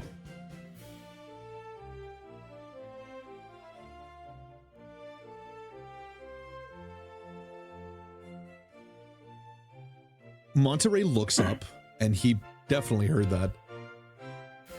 Ironwood limb. Is that your left arm? And Grim looks down at his at his Malorn wood left arm and is like, no, my leg. Definitely my leg. Hi, booby.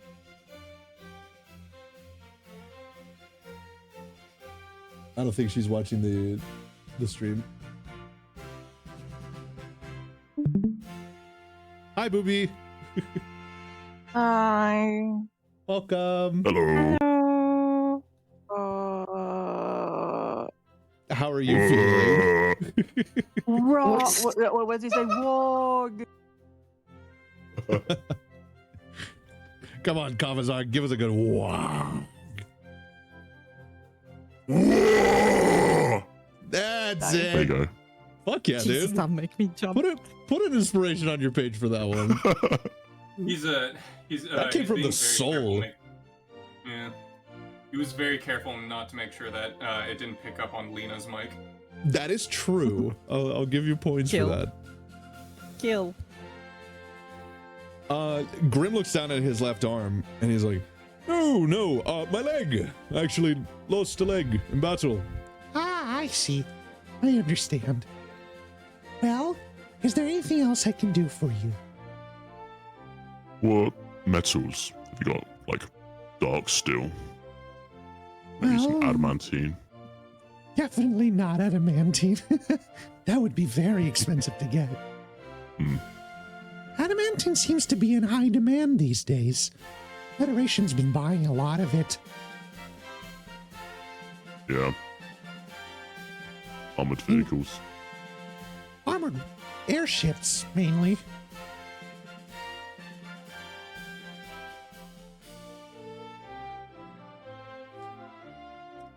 And as you continue this conversation, you all hear from outside the sound of a bell tolling. Saltbrook, Dale, you both recognize this bell. This is the bell that indicates that the National Congress is about to begin. Yeah. Oh boy, it's Congress time. Well, it seems that our time here is done. Mr. Archimedes, will you be taking the ironwood? Yes. It'll Yeah. cost you 250. Oh. Would Anyone like to spot me? All right. Give me a moment. You see Grim just pull out a small pouch. He starts counting the coins and then he realizes, whatever. He just puts the entire pouch on it. Plenty more money to be made.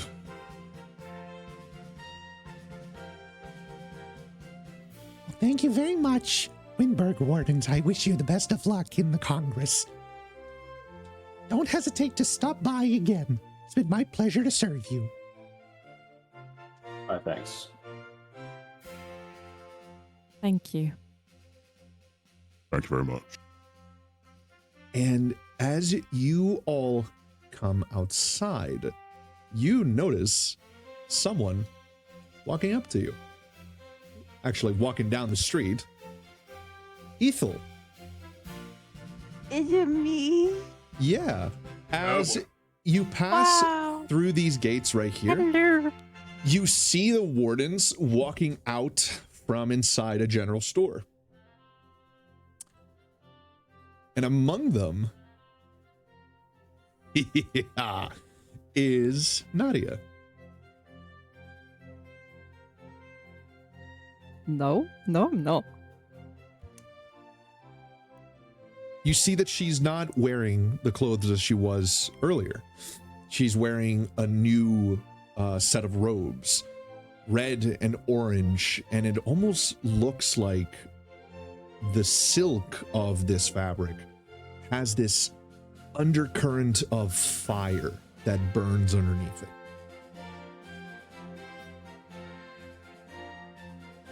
You also notice Saltbrook has more stuff in his hands, just basic adventuring gear. It seems that they have restocked. What was I doing? You had a meeting with Isaria. She found you as you and Exon were exiting the library, and she pulled you aside to talk. About what? What? Can't tell you out loud. Okay. That'll come up later. Don't worry. Okay, that makes sense. When I came in, I thought for sure you were doing like that mouse from Bitsy? what? Yeah, Pitsy. I can eat all the M&Ms I want after I had the medicine that doesn't make me allergic to the peanuts and her. It's okay. Was it your fault? I was gonna Wait, say wait, you. no, it's totally your fault. I was gonna say you sounded a lot like Whitey from 8 Crazy Nights. Kinda, yeah. That's a technical It's a foul. technical foul. Almighty fuck off! Curse of porta potty shit. All right. Curse of Moses. Ethel, you have heard the bell that summons everyone for the National Congress, and you were making your way there. As you pass through these gates, you see the other wardens. Among them, Nadia. Is there anything you would like to do? Absolutely not. Okay. I'm excited. Exon turns and looks at you. Ah, there you are, Aunt Ethel. How was the talk with Azaria? Was everything okay? Just gives him like a curt, small little nod. Well, we should get going. The Congress is about to start. I'm so excited. I've never seen a Congress before.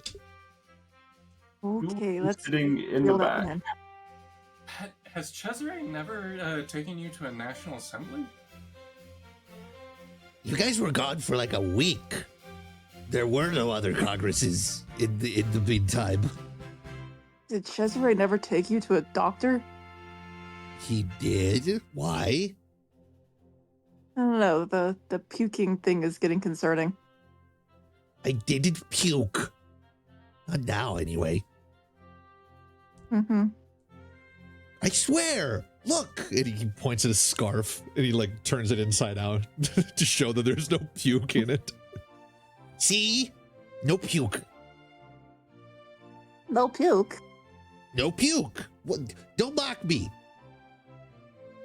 Okay, I don't yeah, sure, talk let's like get into it. that.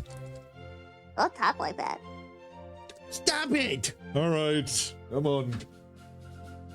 We got business to attend to. Is that what I can do with mocking whispers? Oh my I God, just yeah. imitate Oh my God, yeah. or vicious mockery. I can just repeat what he's saying, but sound more nasally. See, people like to pretend that it wouldn't bother them, but if someone you hate started doing that to you, you'd be like, I'm gonna fucking kill you. Would they take 3d4 psychic damage? Maybe. Probably.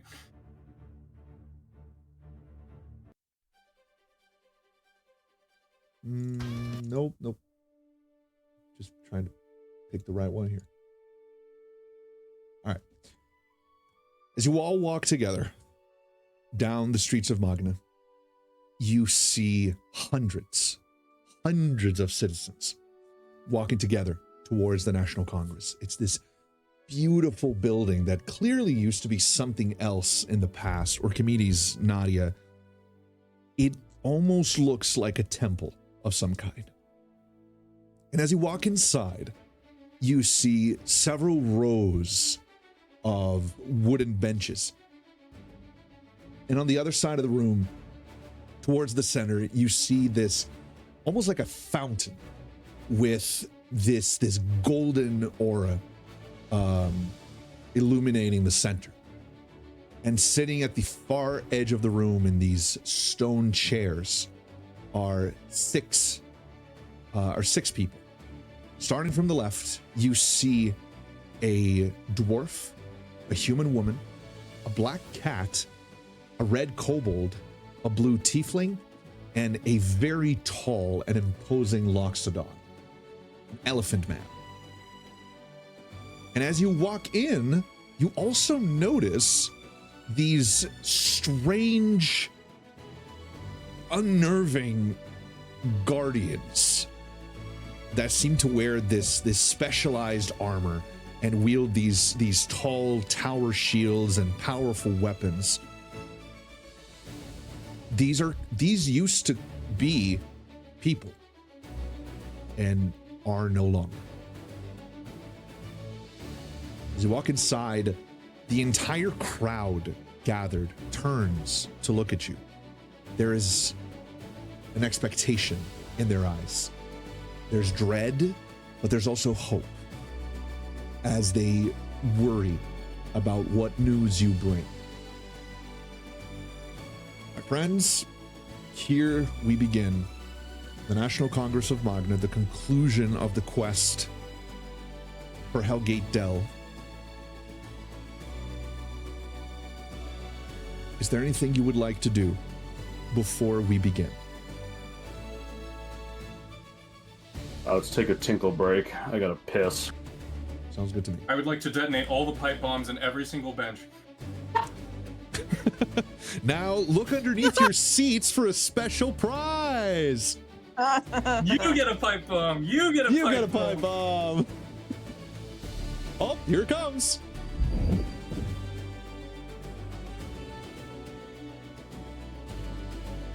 We did it, Patrick. We saved the city.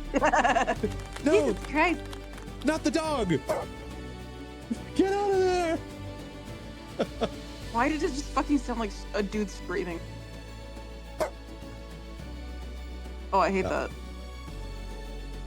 Also, where's the Shrine of Stendar that was here last time? Ethel, as soon as she realizes that things are different. Yeah. I had to remake the entire map in Dungeon Alchemist because I lost the original. Wait, fuck you then. Yeah. And I added this. Better. I added this little thingy because I thought it was cute. What's the little thingy? We can't see it. What do you mean you can't see it? It's right there. Zoom. Oh, God. Here you like it. Enhance. Dude, wait. Enhance. Wait for it. Yeah, Jarvis, me at a hammer and sickle. Jarvis. Enhance. Enhance your jiggle physics by 35%. Take off safety inhibitors. And run program. Yes, sir. Jarvis, make her 9 feet Grim. tall. Oh my god. All right, I think that's enough for you, young man. Graham, make yourself 9 feet tall. Why? I will not be elaborating. All right. Just reminds me of the scene from like Hercules. It's just like I just want a girl that's curvier, you know, maybe just a little bit more, a little bit, and then just a fucking. Oh, you mean the Aphrodite. It's animated, like, that's enough for, like the yeah, animated the series? TV show. It's like, yeah, the animated series is like that's enough for you, young man. Yeah. See, here's the thing. I never watched that show. I wish I could have. It just we didn't have Disney Channel in Brazil for the longest time. You're not missing out on much. The first Disney Channel thing I ever watched was fucking High School Musical. I'm so sorry. And I ate that shit up. What are you sorry for? I'm so sorry. Nope.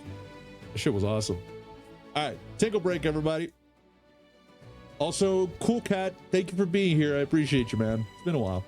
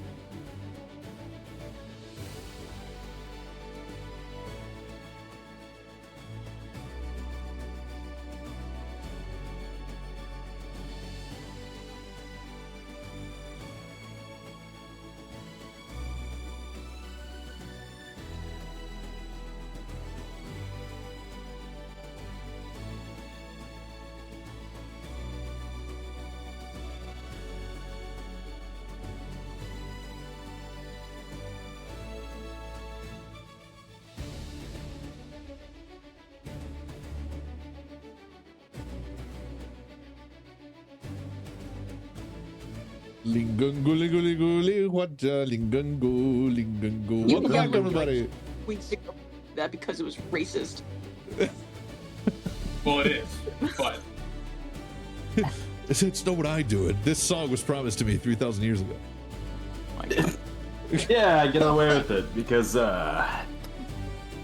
yeah. Fuck you. Ever think about that, Buster Boy? no. All right.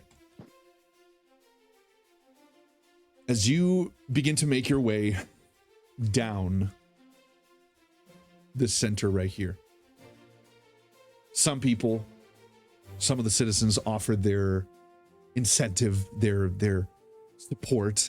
Others look at you with fear in their eyes. The Civil War is fresh. Their suffering is fresh. And they're not looking forward to possibly bad news that might involve them.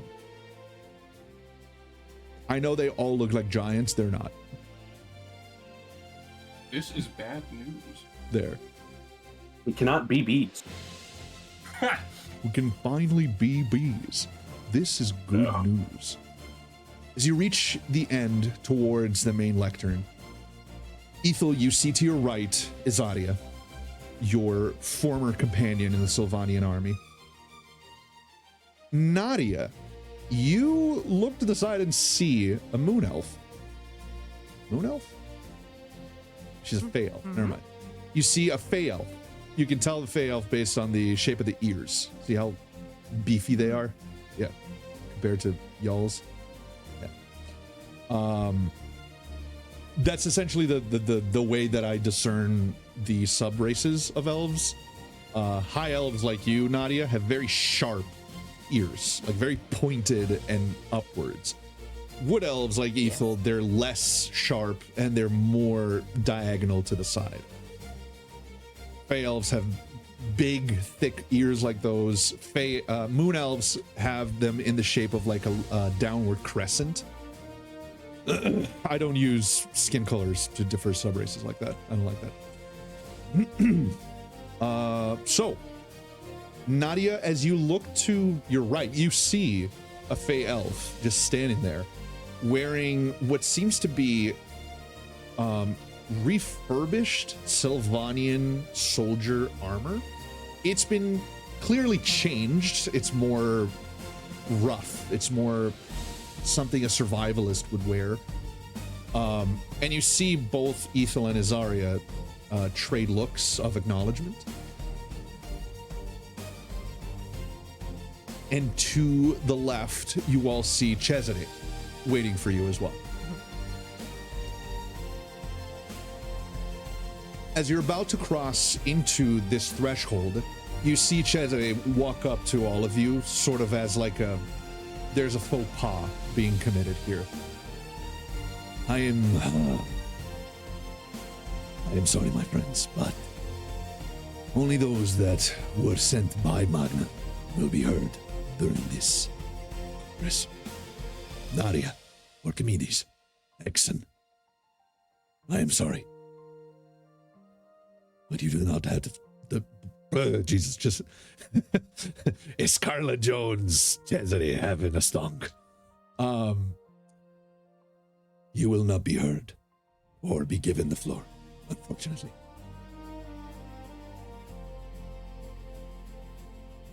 That's perfectly understandable. But I believe Archimedes has something that's useful for this. That the wardens Yes. will be free to call them as witnesses.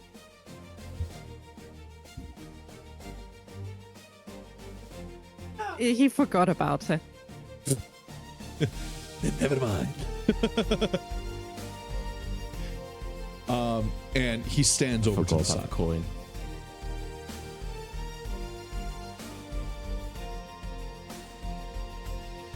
Your Honor, I forgot. What do you mean you forgot?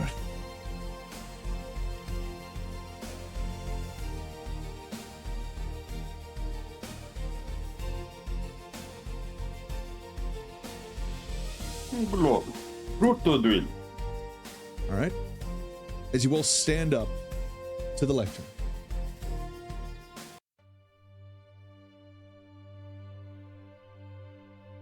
You see as all of the congresswomen and congressmen of Magna stand.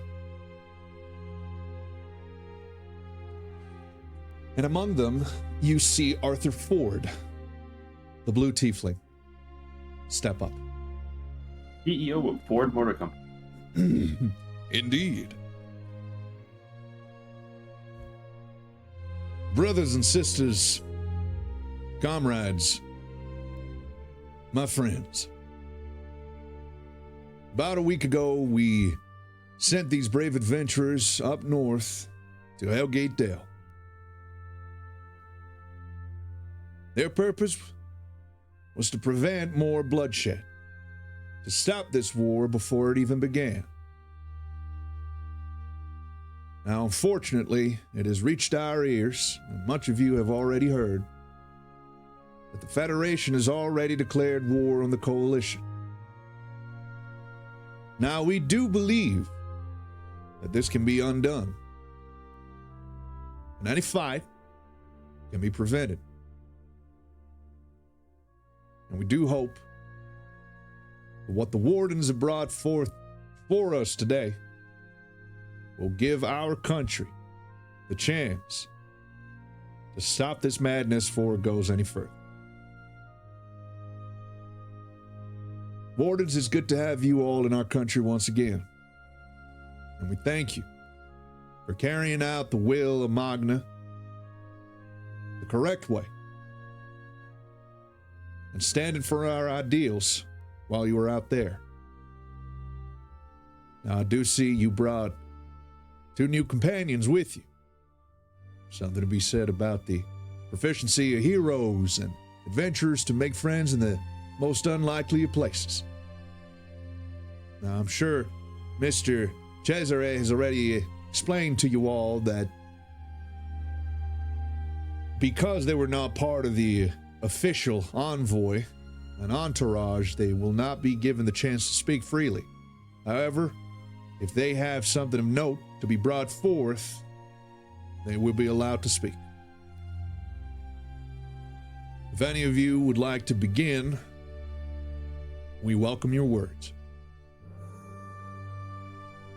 And he returns to his seat. Take the stand again. You're going for it? I'll look around and see if anyone else wants to start. I was the one who did it last time, so. I gotta admit, I'm barely conscious at the moment.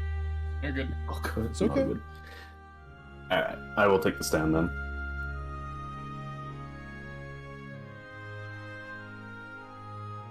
Thank you. It's a pleasure to return to your great country and see the sights and the peoples again. I know we left on good times and good business, but as we have all heard, things have deteriorated between the Coalition and the Federation. Now, I won't sugarcoat what I and my compatriots have seen in this week. And for us, it has felt like much more than just a mere week. To begin, I'll give you a recounting of our time in Hellgate Dell, what we found, and our conclusions and what evidence we have to present to the Congress. To begin, I'll take out the little written down. Actually, do I want to give this? I'll do this. We begin our story before our party was sent. I have with us here a member of, is it Sylvanian military? Yes. I guess. Yes. A member of the Sylvanian military. And as you say One this, Saltbrook, you hear murmuring in the chamber. Some of the council men and women exchange looks. Continue. Imprisoned well before we arrived, He will give testimony at some point here, give context, or I may not. As we arrived into the city, we found it in a state of preparedness, not for visitors or travelers or traders, but for recovery, and for what would seem to be unknown to us at the time, drawing conflict. As we entered the city, we were afforded the protections and dues that we were given, and we met with Colonel Frost, the gentleman in charge of the city at the time. Our initial investigations were centered around figuring out what happened first. What we determined to have happened is that at some point before the massacre, magics and subterfuge were used to gain entrance into the city itself. I have here a recreated map that was taken during our investigation into the early days of our time. This shows a concerted effort to attempt a covert operation to plant explosives within the city. And I'll pull out this little, scribbled down map of what essentially was, 2 planting points. I don't know if there's, someone I can give it to project it or something. As you present it, you see Elena Escarlatino to the left lift her hand, and it gently flows out of your hand. There's a small tug, almost as if asking if you're going to let it go. I will. And it floats up into the air. It floats above this fountain of light in the middle. And as it floats above it, Elena, with a simple twist of her wrist, essentially enlarges it. She physically makes this piece of paper much larger so that everyone can see it. I don't remember. Did we uncover they were disguised as medical carts, or was I just flubbering that in my mind? Yeah, that's correct. Okay, thank you. You may continue. These 2 marked locations on this map were the planned sites of explosions, both of which were smuggled into the city under a supposed medical shipment. Neither of these were, as you may expect, medical supplies. The code, it was deciphered by us, I think, right? Yes. Code deciphered by us. It was Ethel. It Yeah. was Ethel who did the code. Spent breaking. many hours on this. The code, deciphered by Ithildin, speaks in riddles of what the true plan was. As you may tell, one is placed at the front gates, and one was placed within the city itself. Off to the other wall, I suppose. Both of these were to lay the groundwork for a invasion of the city, I suppose is the correct term.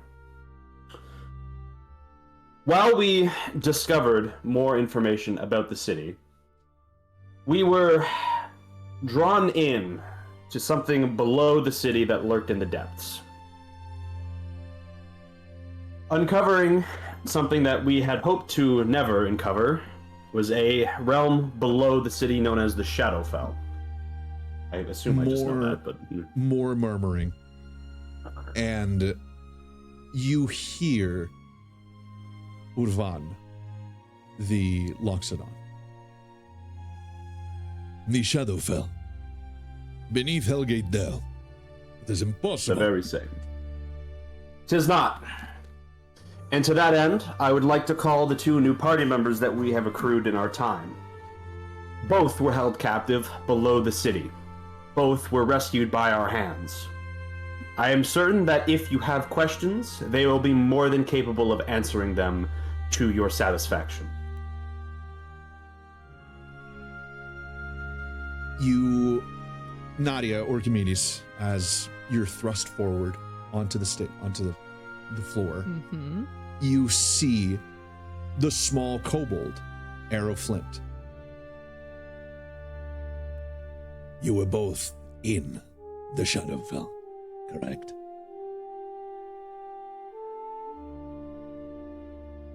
Yes, that's correct. And what in the gods' name led you there?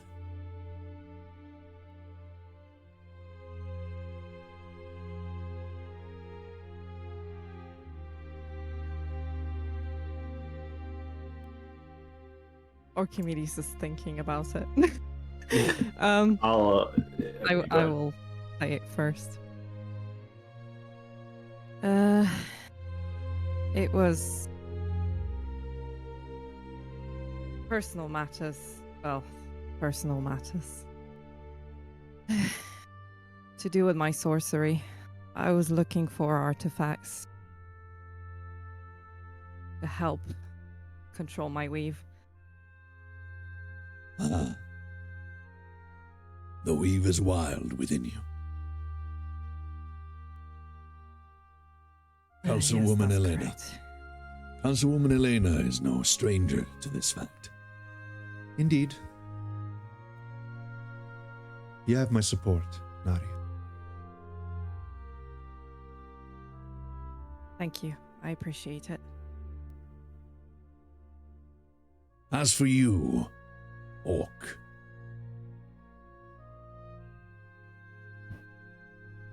I was hunting down those responsible for massacring my tribe. And I woke up in the Shadowfell. you are one of the Standing Stone people. Yep. You have my condolences.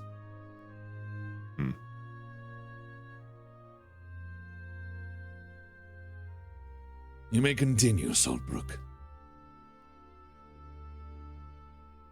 During our time in the Shadowfell, beyond the terrors we encountered, was a particular sort of warlock. What was his name again? Woolgrith? Woolgrith, Woolgrith. Scholar of the First Sin. We encountered, fought, and eventually defeated Woolgrith. It was a difficult battle, but we saw it through.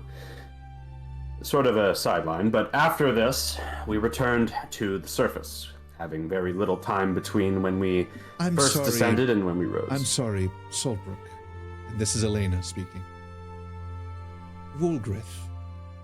The Woolgrith. Scholar of the First Sin, Netherese. Indeed. And you defeated him. By the skin of my teeth, I put an Eldritch Blast through his eyes. You see that both she and Urvan look at each other. To believe that the devil has been slain. And by none other than those that stand before us. An ancient evil has been put to rest. You have done a service to the entire Sword Coast.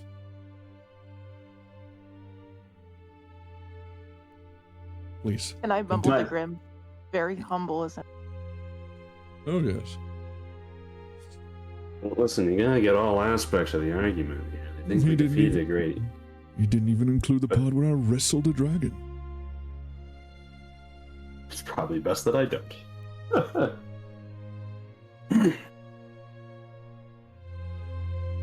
After our return to the surface, and a moment's recuperation for what we had endured, our investigation continued. I spoke with an elderly survivor who survived the ordeal by taking refuge on her roof. She spoke to me that in the dead of night, several boots, she could hear them move into the city through a hole in the wall. And I'll point at the hole in the wall on the projector. With a little laser sight. low power Eldritch Blast laser pointer.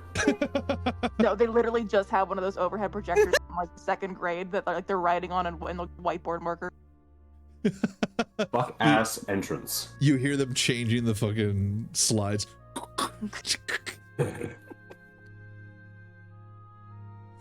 I don't remember. We determined that they were elven, right? They Or were was it, certainly like, they were certainly dressed wearing- as elves. yeah. Wearing Sylvan armor. These, after some cross-referencing from what our party knows, determined that these people were wearing elven armor, Sylvanian make.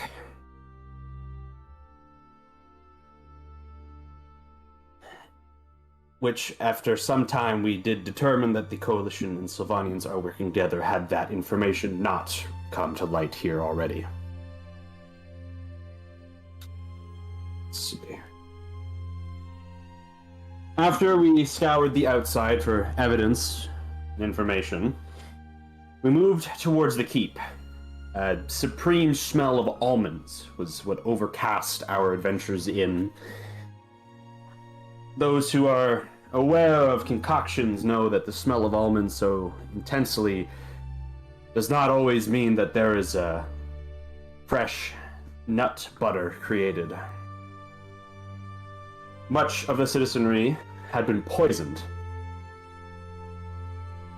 And we were able to confirm this within the stores of the keep itself, with several inflows in from the city. I licked them. Did you? Sorry. Yes, she did, and she took Oh like my half God. health. I forgot. I'm not gonna mention that happened because that would be utterly moronic. Ethel, you feel a tingle up your spine. You look over at X and he's staring daggers at you. You hear in your mind, I know what you did. Start digging in your butt, twin. Start My God. digging in your butt, Digging in your twin. Now, the food that was imported, we believe to be additionally of Sylvian creation. Bread that is meant to keep Sylvian soldiers on their feet for several days at a time had been smuggled into the city. I got a good look at the ledger that was kept within the storehouse, and these additional rations were unaccounted for, and they smelt the most of that almond poison that we mentioned earlier. It is likely that before any of this truly began, concerted efforts were made to infiltrate the city previous. This is where I would like to call our witness, forget the fucking guy's name, the other Sylvian goon. Rallying. Rallian Vey, thank you. I'd like to call the other witness. Yeah, he's right here. Yeah, Rallian Vey, to give testimony about what happened during his march towards the city. Proceed. And in comes Rallian. Right next to you, Ethel. He stops for a moment and looks at you.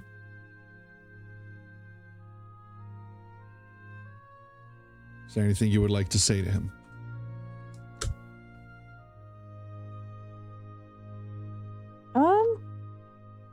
I'll put a hand on his shoulder, just give him kind of an assuring look, and say quietly in Sylvan, tell them everything, down to the flower. I will. Thank you, Lady Ethel. And he walks a few feet further.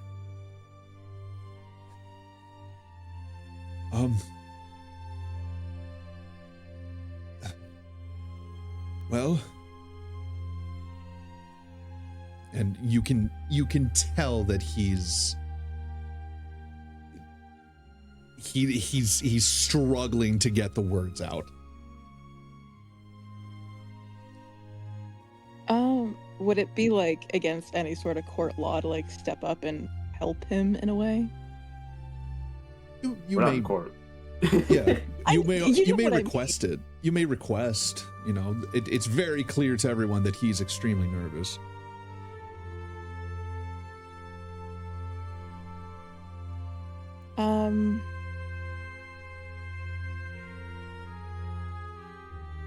I'll step up beside him again and put my hand back on his shoulder and say to the congregation per se,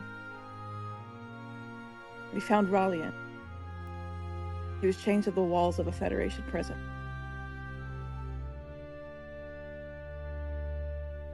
Wouldn't be the first time for me, boy. Please, go ahead. We're here to listen to you. And you see Rallian feels more centered after that, and he nods at you, Ethel. I was a part of a Sylvanian detachment. We were ordered to march at sundown towards the city. We weren't expecting resistance, but something was wrong. Our limbs felt very slow, sluggish at first, and then feverishly hot. There was a sickly sweet taste in our rations. It made me very uneasy, but by the time we reached the city, we were seeing red. I have no idea who or how many I hurt, but I was not in control. You have to believe me. I lost all sense of time. Next thing I remember is being dragged across blood-soaked streets and waking up in that prison cell. My heart, it burned.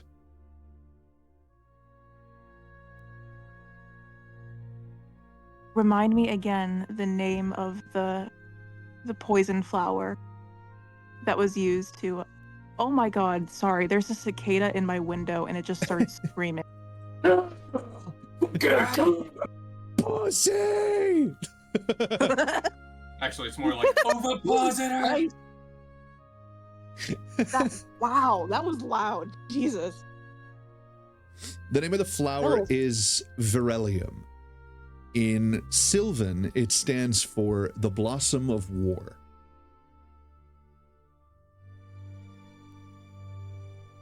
Wow, he kind of pauses. I'll say again for him helping him. I was able to determine he was poisoned by Verelium.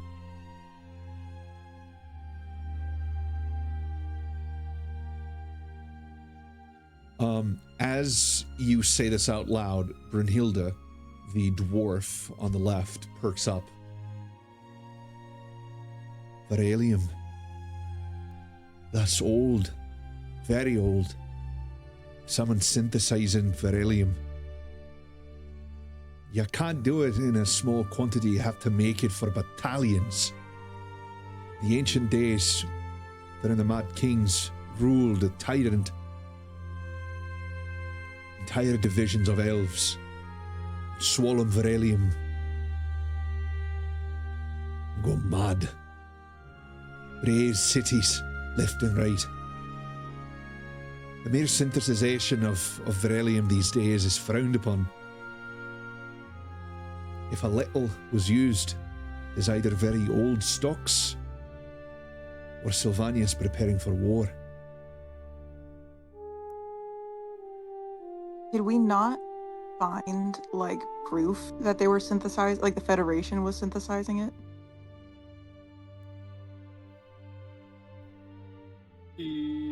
I don't think so.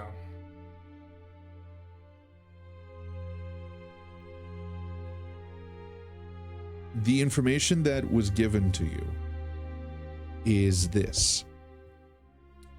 It was originally developed in secret by House Vidalis from Eberron, then sold to warlords all throughout their history, especially during the last war, the war that both Grimm and Saltbrook were a part of. It was banned under multiple peace accords in both Eberron and Tyril, It was traded in shadow markets as wrath dust. Now, what you did find was that the coalition acquired samples during their exodus and refined it using Sylvanian flora, altering some of its properties.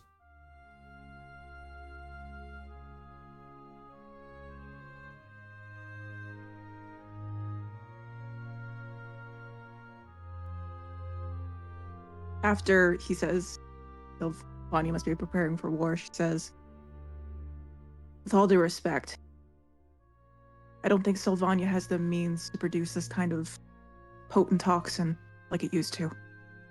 Not since the days of the Mad King. They don't have the means, the money, the sorcerers, or the dragons. However, the Sylvanian kingdom is now being supported by the coalition all but openly. If the coalition has the resources to produce this, Sylvania has the know-how. And that's Urvan, over on the right. Perhaps.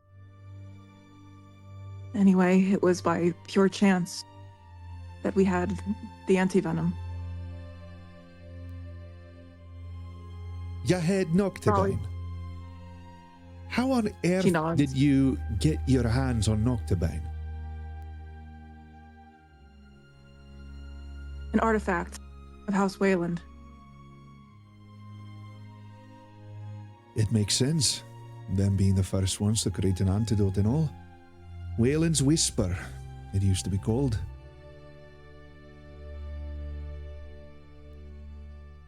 Thank the gods, rally and survive the curing. Here we are.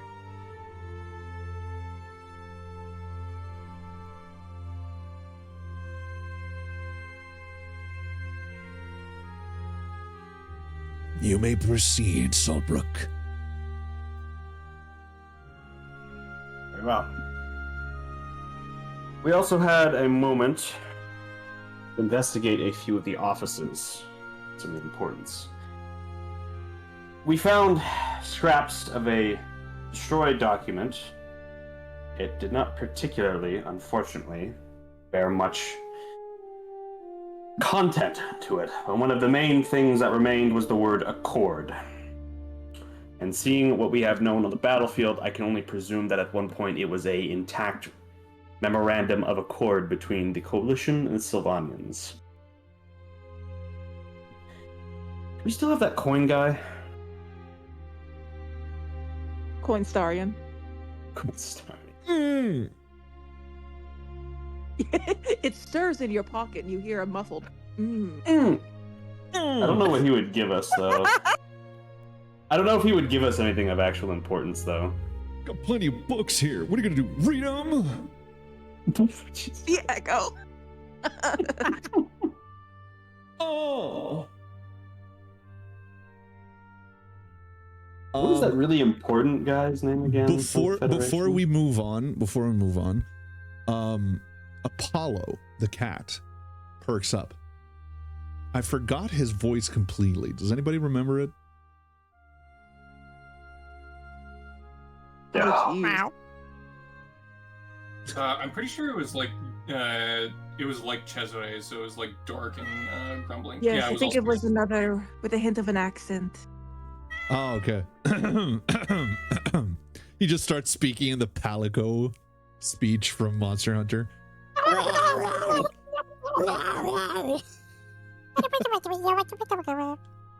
Animal Crossing. Yes, very interesting. Go on. Like Apollo says. Girl, the genocide. We're at war. Apollo, you can't say that.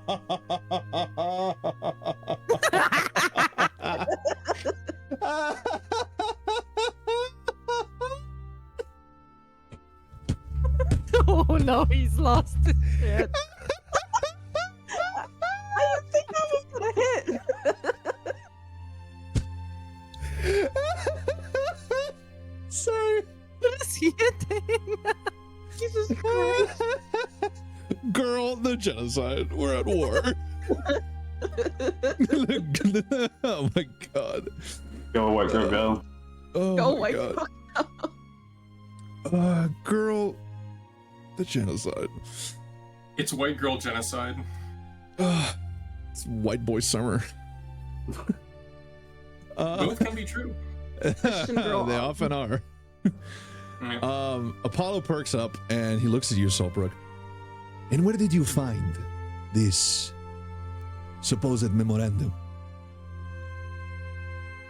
What was the guy's? What was the office's? What was the office name? What was the guy? Colonel Voss. Marshall Voss. Sorry. It's the same Voss? villain as Indiana Jones. Like Marshall Icy Drogon Voss? Or someone else entirely? No. Marshall Voss. Like this. Yeah. VOS. Voss. It was found in the desk of one Marshall Voss. Of the Federation. And yet you believe it points to Coalition Sylvania Accord. As I said, the document was burned nearly to its entirety. No hope of recovery remained for it. The single word accord was all that was remaining. I'm making a judgment call based on what I have seen at current. Perhaps it was a captured document. Perhaps the Federation has an inside, or the Coalition has an inside man. For me to say, I do not know. Perhaps I could bring someone who could bring a little bit more information to the table. I'm going to look over at Narya and say, do you still have that coin? I believe Archimedes currently has it.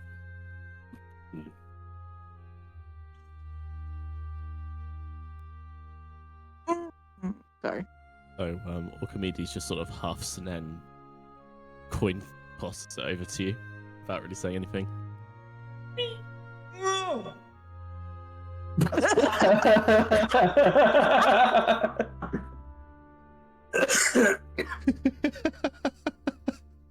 Classic Dick Spongely. Jesus. I'm gonna ask the coin a question first. Like, do you know anything about what I'm saying? Can you substantiate anything that I just said? I was pretty present inside of Voss's office. Kept an eye on a lot of stuff. No, I don't have to do. I present. His name is Asterion, no? Or is Dick that just a joke that we're Spongely. doing? No, it's Dick Spongely. Yeah. Dick Spongely. His name's Dick Spongely. I would like to Richard present, and with forwarded apologies for the eccentricity, Dick Spongely. It's I'm gonna raise the Spongely. coin. S-P-U-N-C-H-L-Y. And as you say this, you see Ford on the right just go. Oh, come on now. It is pretty funny. And Urvana's just like dead eyeing him. Easy. Mr. Spongely. He was a magic mirror entity, no? How do I explain Indeed, that to I someone? was. Oh. Yeah, so he was a magic mirror that we smashed. Narya took a shard. I did some fuckery and duplicated that spell, so we ended up with a shard and a coin. Yes, I smashed it with -1 strength. And for that reason, I just kept the coin. It's a seeing Mr. mirror shard. Thank you. Jesus, I'm like totally confused what to say.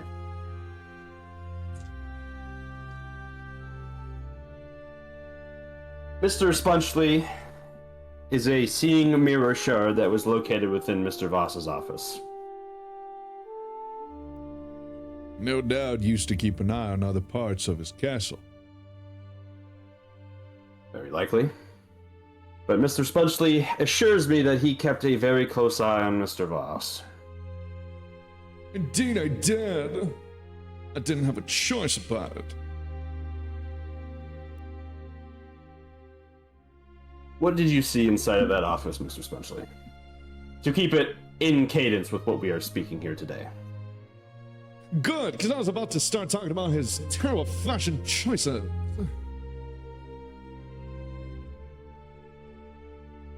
Voss was boring. Most of his day, he just spent lounging around.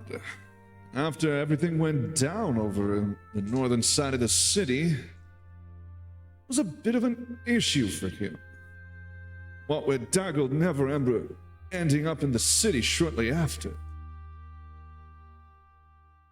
Problem is, having one of the dignitaries of the Federation can't really let a lot of stuff slip. Daggled himself had been sent to deliver something to him. Then after that, he was to stay a couple more days before returning to Neverwinter.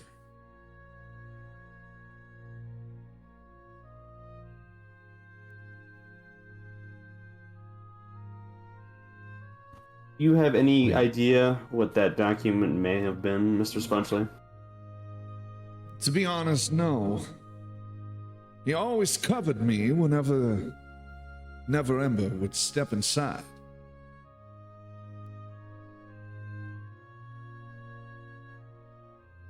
Were you able to hear anything of note? Neverember is a powerful sorcerer. You don't even need to know too much about magic to know the head man is trouble. If they spoke, I could not hear.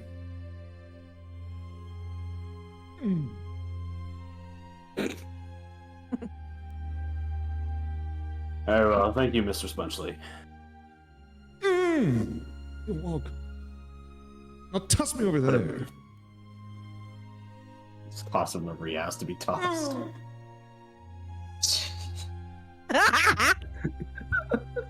Jesus Christ. I'm guessing that the surround sound thing worked. Yeah. It was beautiful. It was amazing.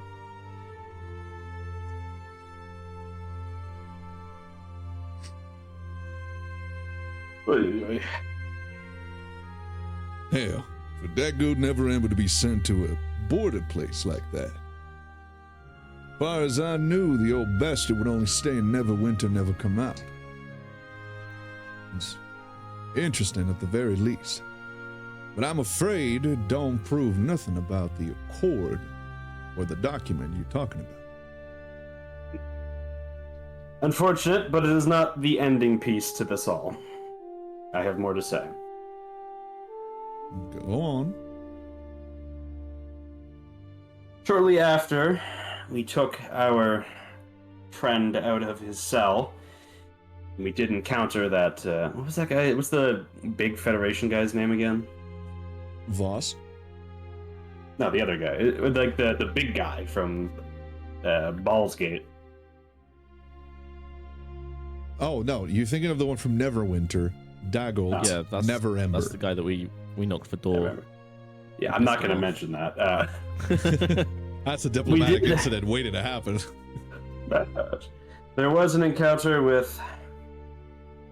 fuck, how did I already forget the name? Jesus Christ. I'm going to write it. Thank you.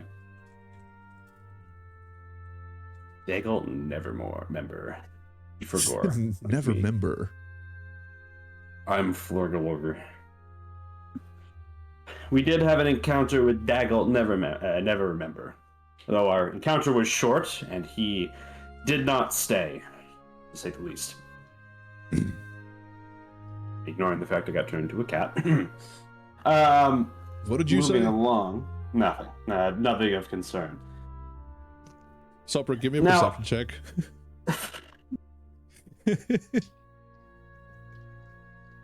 Gonna be a 25.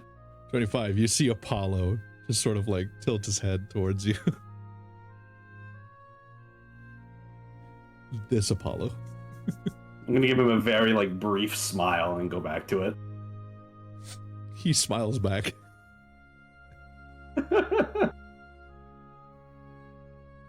It was directly after this that we made our way to the storehouses. And as I have mentioned previous, we did encounter parts of those poisoned foodstuffs Going through one of the ledgers, supplies had been unaccounted for, which had been present in Hellgate Dell that were not sent. These supplies were signed off by Marshal A's Drogan Voss, as per the ledger. It is likely that these foodstuffs were slid in during shipment, and hence unaccounted for when they arrived. We do have some pieces of that poisoned grain in Archimedes' possession, if I remember correctly, if it would please the council to see it. It would. Brunhilde can attest to its intoxicating properties. Gestured to Archimedes to present the grain pieces. Oh no, I ate it. What? But it looks tasty. I'll give you some of my moldy bread. Just give it to the council. Yeah, I'll pass it over to whomever. As you're passing it, Elena lifts it into the air as well with her other hand. And she brings it over to Brunhilde. And as Brunhilde holds it in her hands, she uncovers it, and with one whiff, she just turns away. Whew. All of this is quite rank. Quite rank indeed. Clearly, poison at work.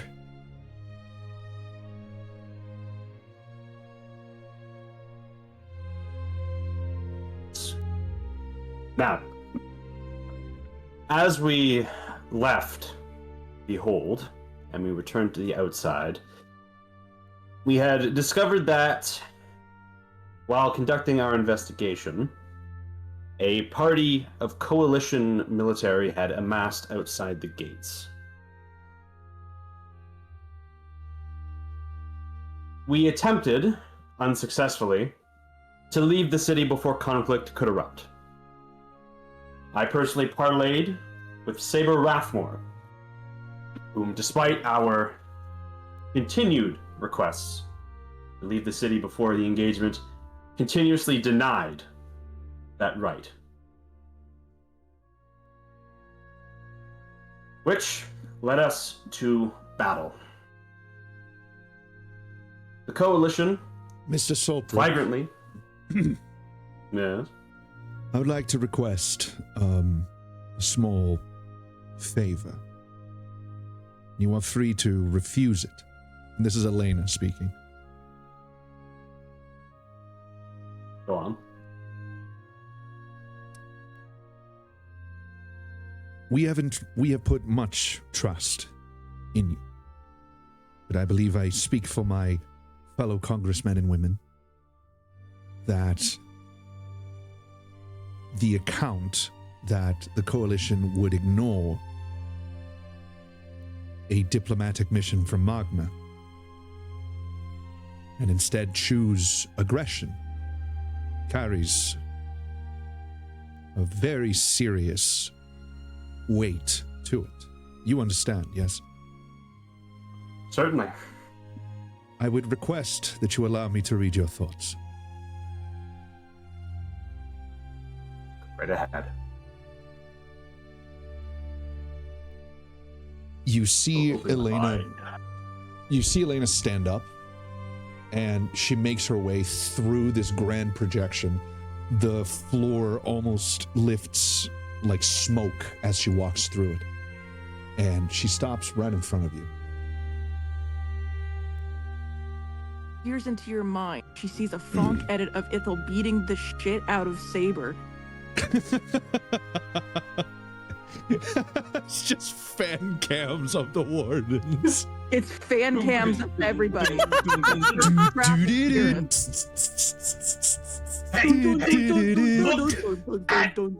my future? Is that my future?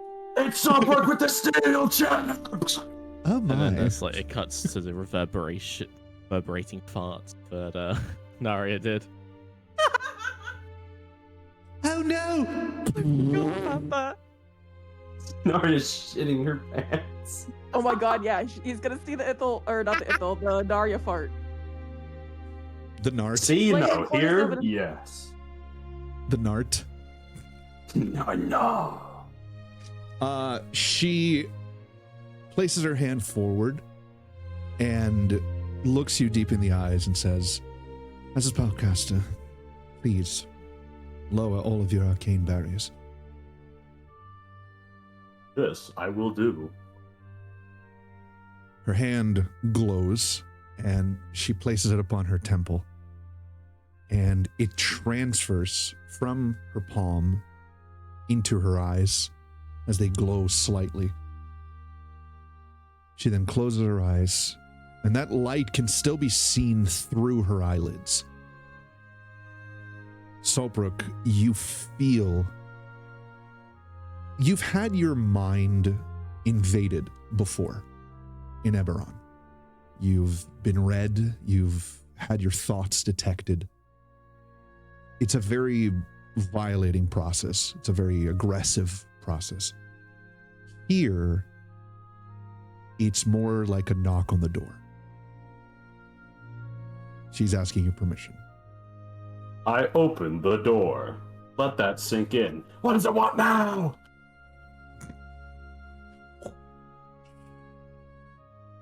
There's a toilet. She very clearly does not peer into anything else other than this account you're giving. She goes from beginning up until the part you were telling. She very respectfully refuses to look further than this moment.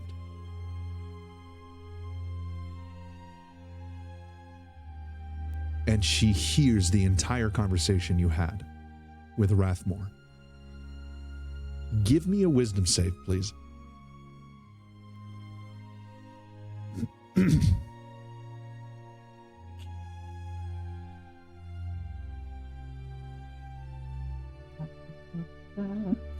Let's see this here. I don't remember if the Godstill Berry actually helps with anything like that. Whatever. Wisdom saving throw. 19. On a 19, Solbrook, while she's accessing the memory of Saber, there's a part of your mind that lurches because it's about Saber, because it's about someone from the past, specifically from Eberron, like you. There's a part of you that wants to get lost and spiral into the thoughts of loss and grief regarding your wife, regarding your daughter, regarding your difficult survival in the wastes of Corvair following the fall of Fairhaven. And you're very close to losing control of what you're presenting in your mind when you feel almost as if there's a hand on your back spiritually. And that hand sets you upright again. It's a very warm touch. It's the touch of a mother. And you can tell it's Elena doing this. In your mind, you hear, "It's all right. Stay with me."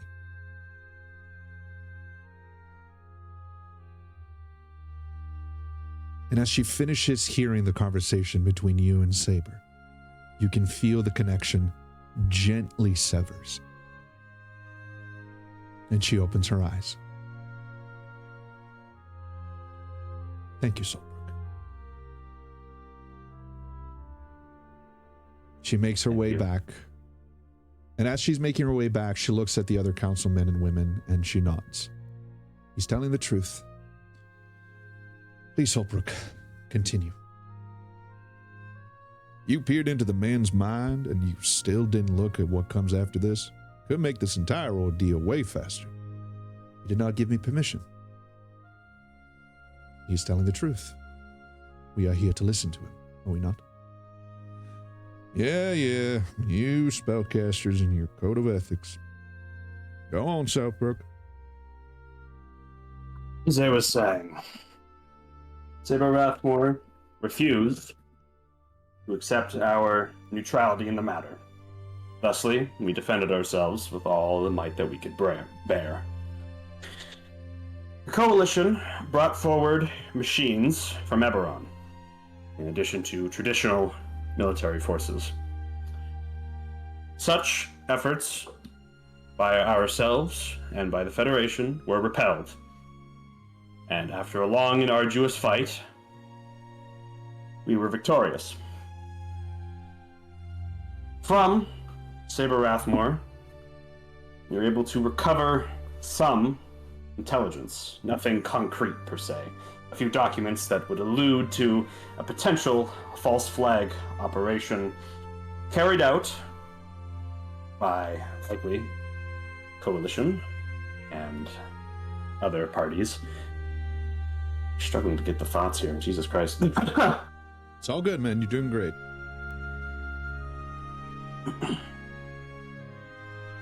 I don't believe I have all of the points with me. But what I can point to is that this engagement on Hellgate Dell was not a chance happening. It's a well-planned, prepared, and frankly disgusting attempt to poison and harm civilians. An attempt to capture territory on the onset of a battle. And it is the concerted effort of one party to commit a terrible crime against the peoples of this realm. I believe that with the evidence that we have here and the testimonials that we have heard, this conflict and the attack that caused the deaths of so many lay firmly on the hands of the Coalition.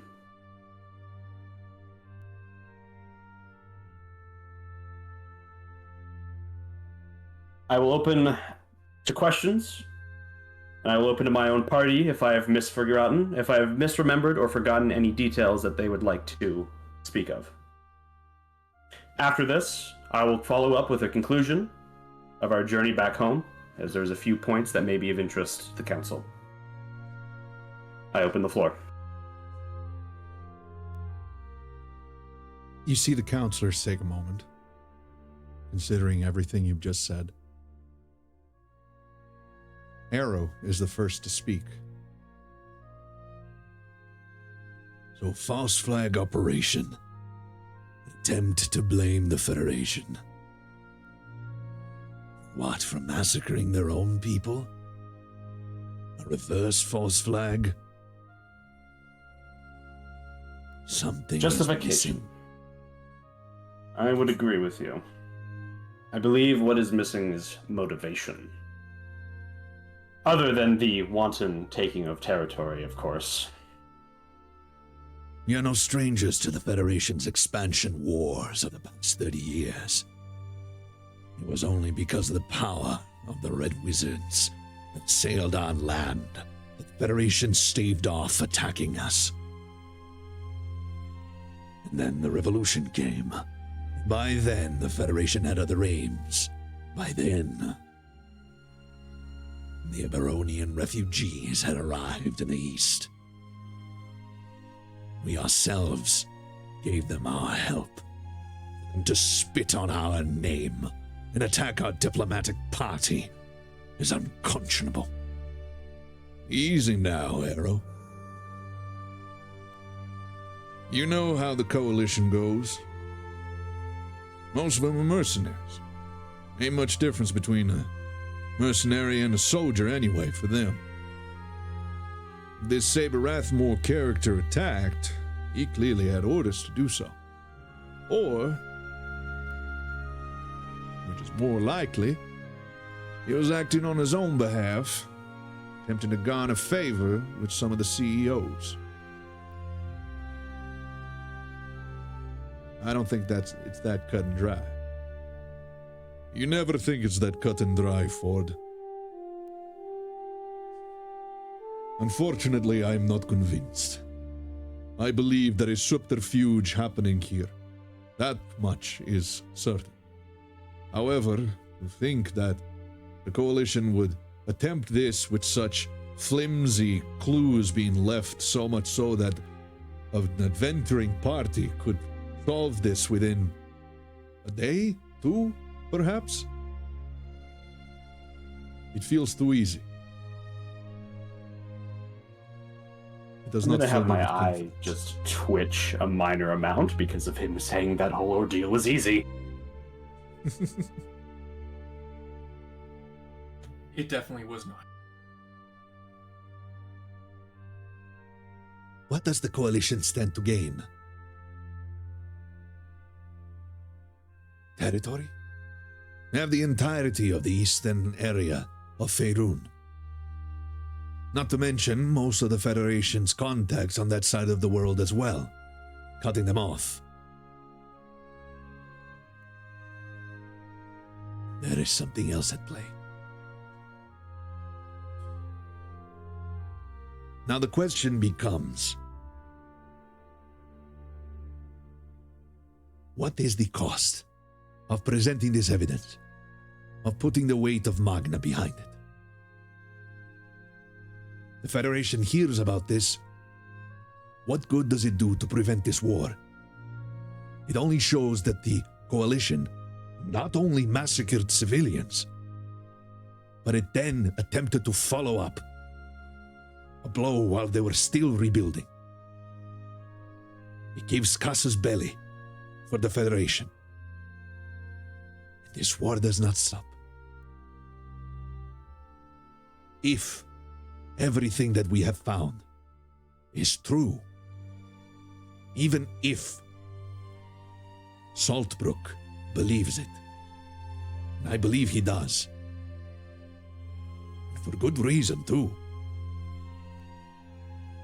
what tools does this give us to stop further bloodshed?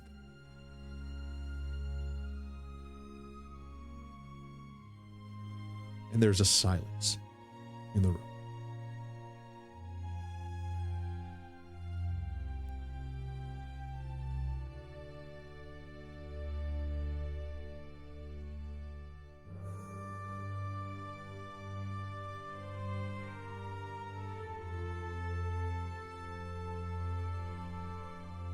That is a good question.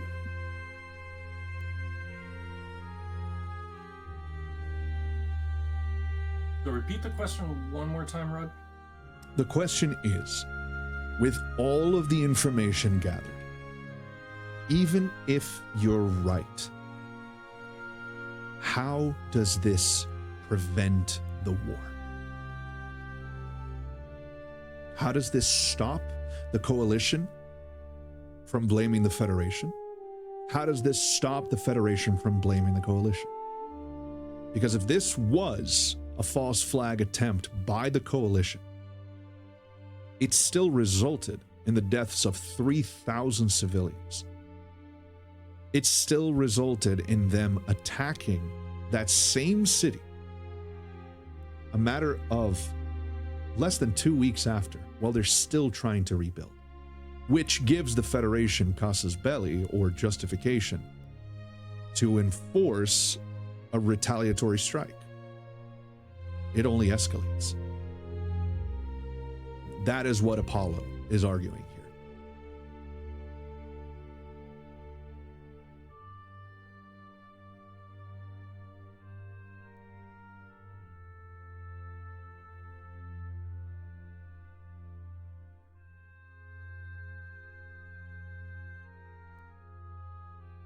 I'm going to turn to the party.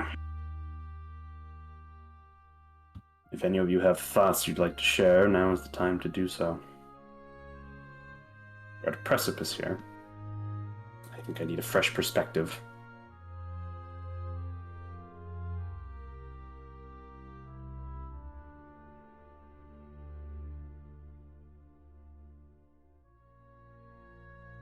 I think we might be asking the wrong questions.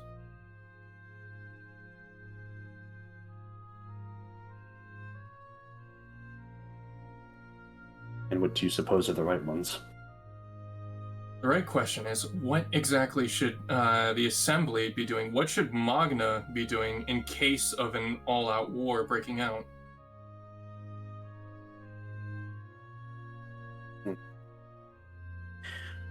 Yes, unfortunately, it's a question for them, I think.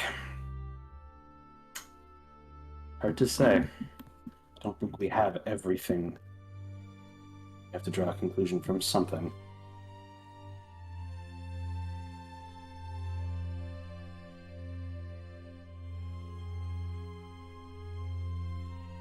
Well, if I know anything about this Assembly, is that idleness seems to be their default state.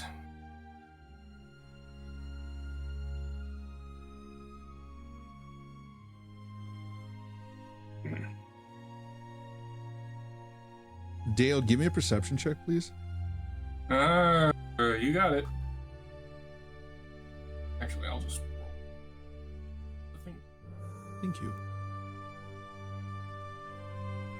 I'm sorry, I like to. I know. Plus six. But it's just. Oh, 26. 26. You feel Cesare looking at you from out of your field of view. You feel Isn't he always? looking at you specifically. And you know why he's looking at you.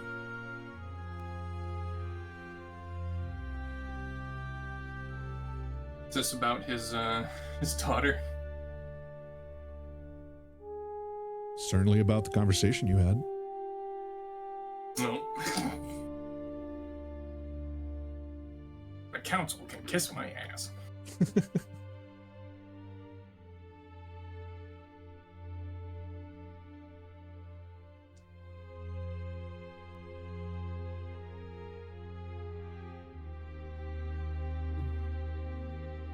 I don't really have anything for the question that they're asking. All I just know is that they're going about it the wrong way. Speak up.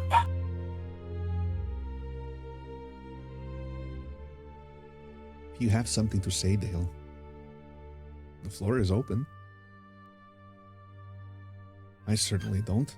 My kingdom lived in peace for most of the time I was alive. Very well.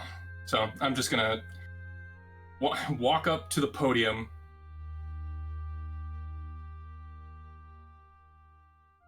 Perhaps we are asking the wrong questions. I'm just gonna take off my robe and my mask, just showing the face that I used as a revolutionary leader, just so that Arthur Ford can recognize me. Remind me of the name. That is really good because I don't remember, so we can just take one from. Can we check the VOD? Joas Yeah. by Denius. Yeah, hold on. Let me go look for that VOD from 3 months ago.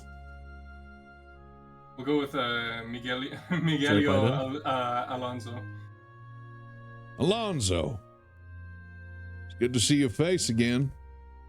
Didn't realize you were among the wardens. Good to be alive. Yeah, I had a little bit of a detour after saving Magna. Hell of a detour, I'd say. You'd say that again.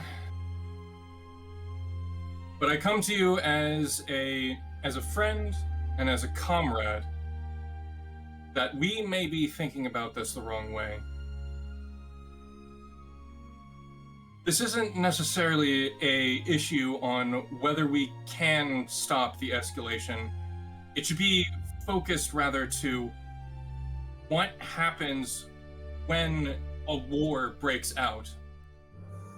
We simply cannot sit here by the sidelines. This should be a time for consideration to action.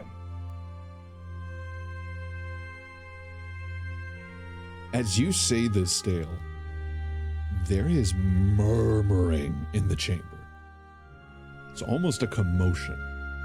It's a rabble! Rabble, rabble, rabble, rabble! You would suggest that Magna enter this war? No. Not full right, but we should be preparing defenses. For if, not if, when this war breaks out. Look around you, Alonso. Look at our people. Your people. We are barely out of self-sufficiency.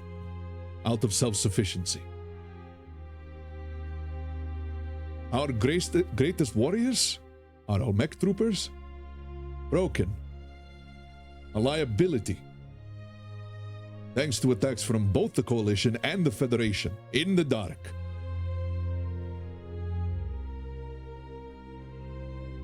What defenses can we prepare? I look towards Cesare real quick.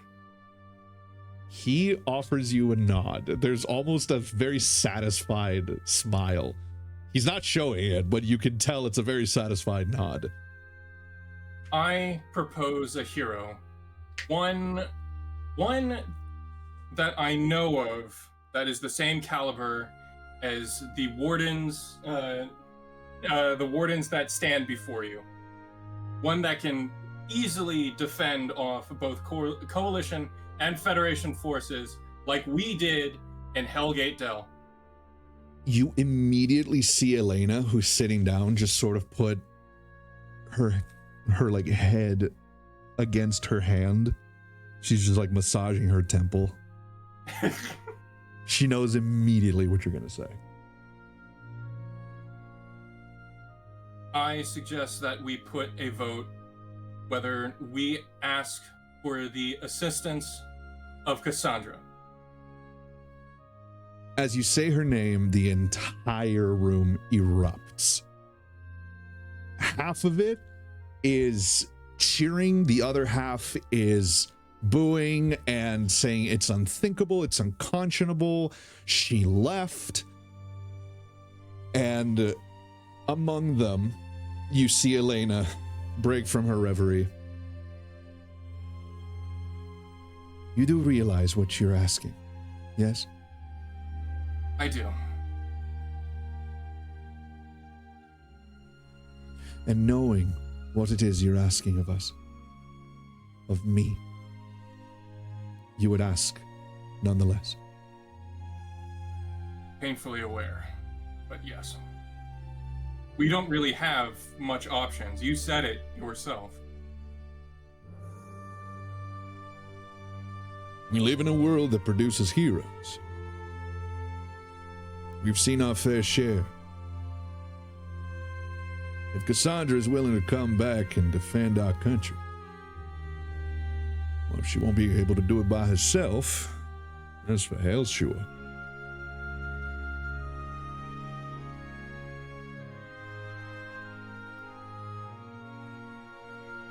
We can't count on the wardens. We can't count on the wardens to be our defenders. They're the Wyndburgh wardens, after all, not the Magna wardens. As powerful as my daughter is, and she is powerful, she cannot do this by herself. She cannot defend an entire country from two of the greatest superpowers this continent has ever seen. She's just a child.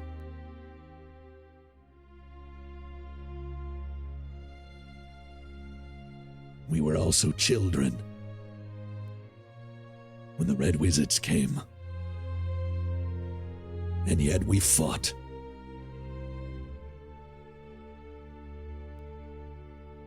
She can't do it by herself.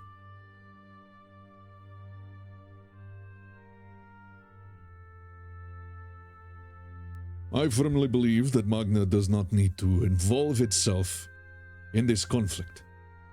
We have remained neutral, and we should remain neutral. Diplomacy has always been our greatest strength, and it should continue to be so.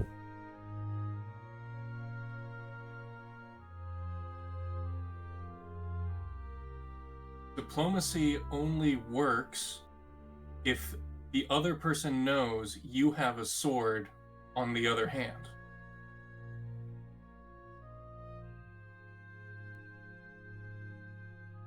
Their quarrel is with one another, not with us. For how long? Like you said before, was it the Coalition or the Federation that was always power-hungry, land-grabby? Federation. Federation? Like, Well, like you said yourself. They both are, but, you know, Right. the one Well, he we mentioned can was the Federation. Both are definitely going to try and contest Magna and conquer, or try to absorb it into its own empire. You think we do not know this? Which makes it all the more reason that we have to negotiate from a position of strength. Give them a reason to talk to us. Dale, you feel a hand on your shoulder. And you see Grim. He's essentially asking you for permission to do something. Go ahead.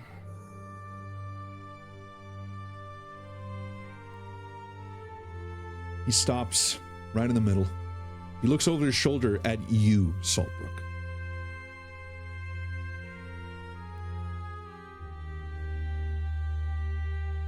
Members of the Congress,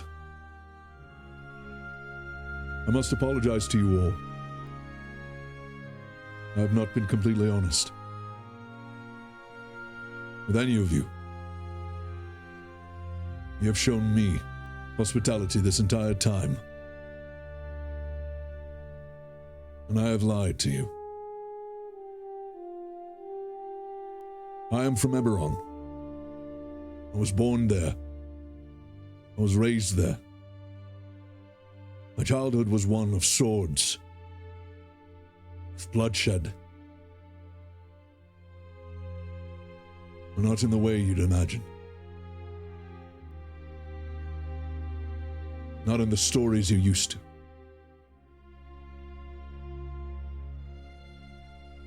Grim takes a deep breath, and he undoes his glamour. He shows himself as a Warforged.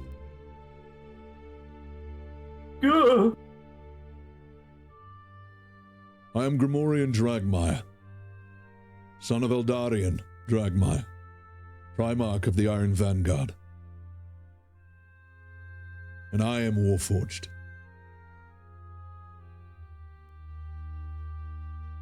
Though I still believe that my people's plight was just, to free ourselves from the shackles of slavery. I see what it has done to others. What it has done to my friend. And again, he looks over at you, Saltbrook. It robbed him of things that I could never imagine.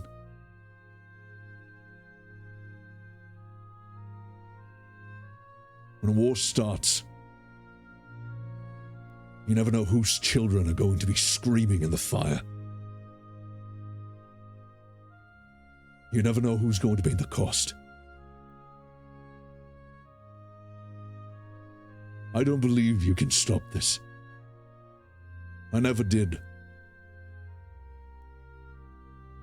It's in the ambitions of those with power to do things like these. I know this too well.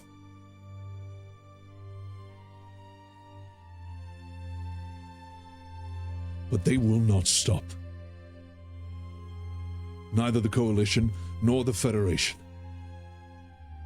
If given the chance, they will destroy you. Or worse.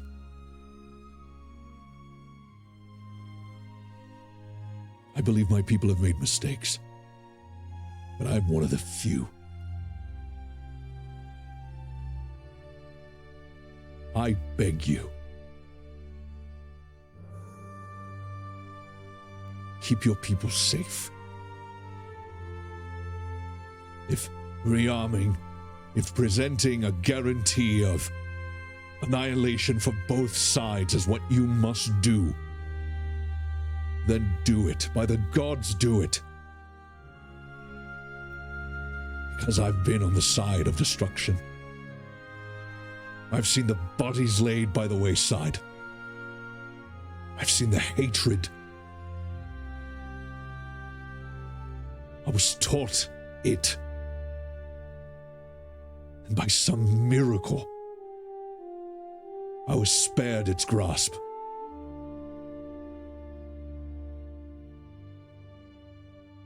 If Cassandra cannot stand by herself, then we will find others.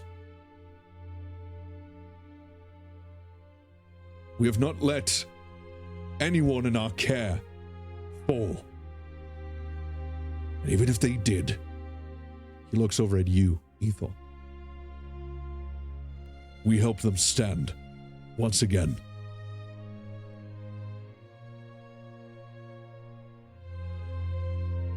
I swore an oath to my companions. If by my life or death I could protect them, I would, and I do.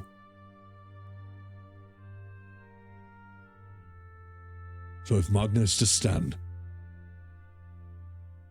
if you are to keep away your enemies, you must stand as well.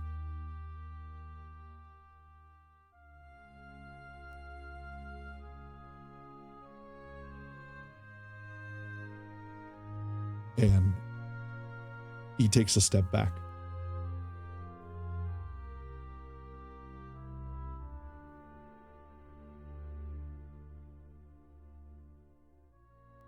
I'm gonna give Grim a nod.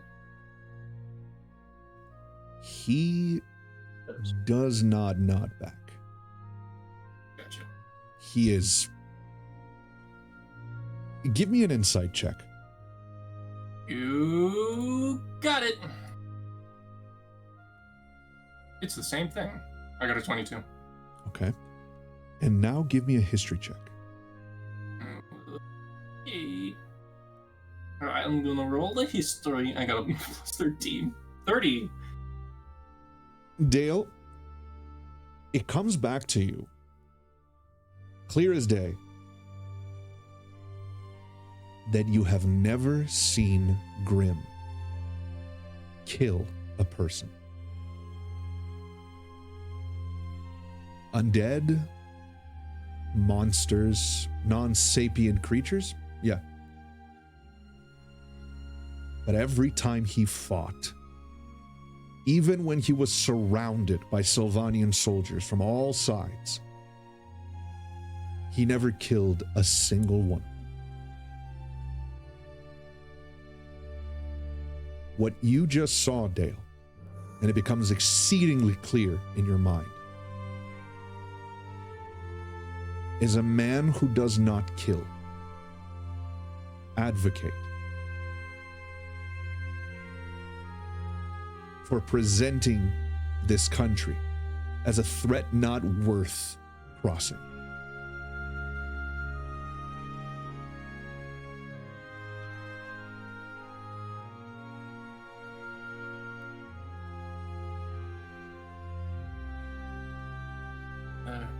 He's like a Superman.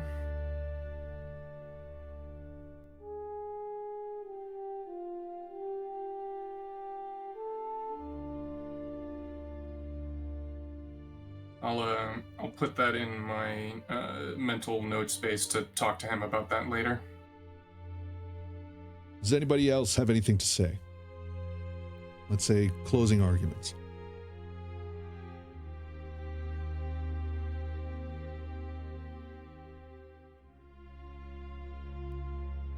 I think that's emotionally charged enough to end on. I will not say any more.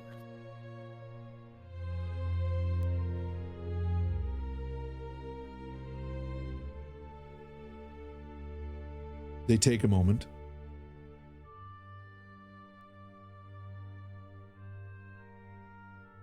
And Flint is the one that speaks first.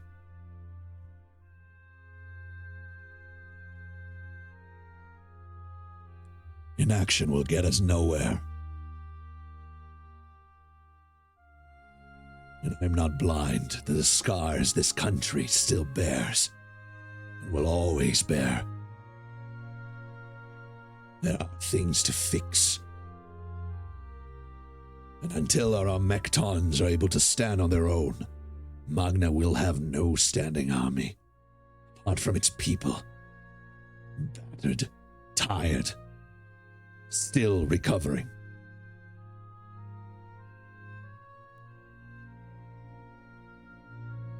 We must put out a declaration, something to stem the tide. While we prepare. And what do you propose we write on that declaration, Flint?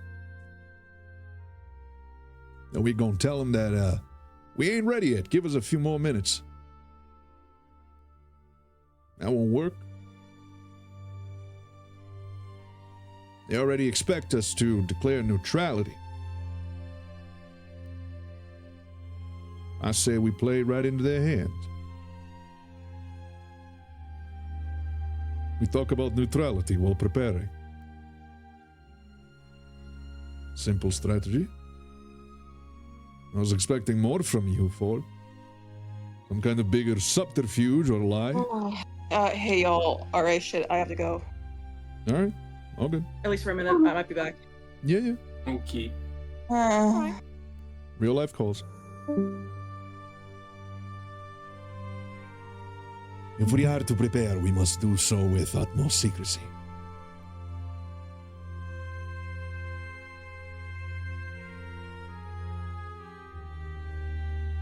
I would propose 2 votes today. A general vote for the entirety of the country. Whether or not to take this course of action. This is too big to remain within the council. Cannot be made by 6 people. And if this is the course of action we will take, a second vote, countrywide, for a memory wipe for those not involved with this planning, so as to protect the secret.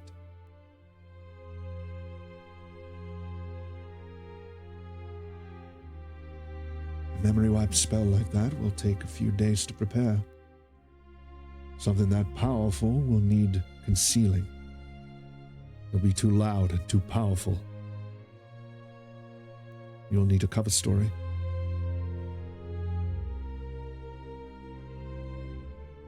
And that is only if the people decide. I agree this is too big a decision to be made by the 6 of us. Even if we have been entrusted.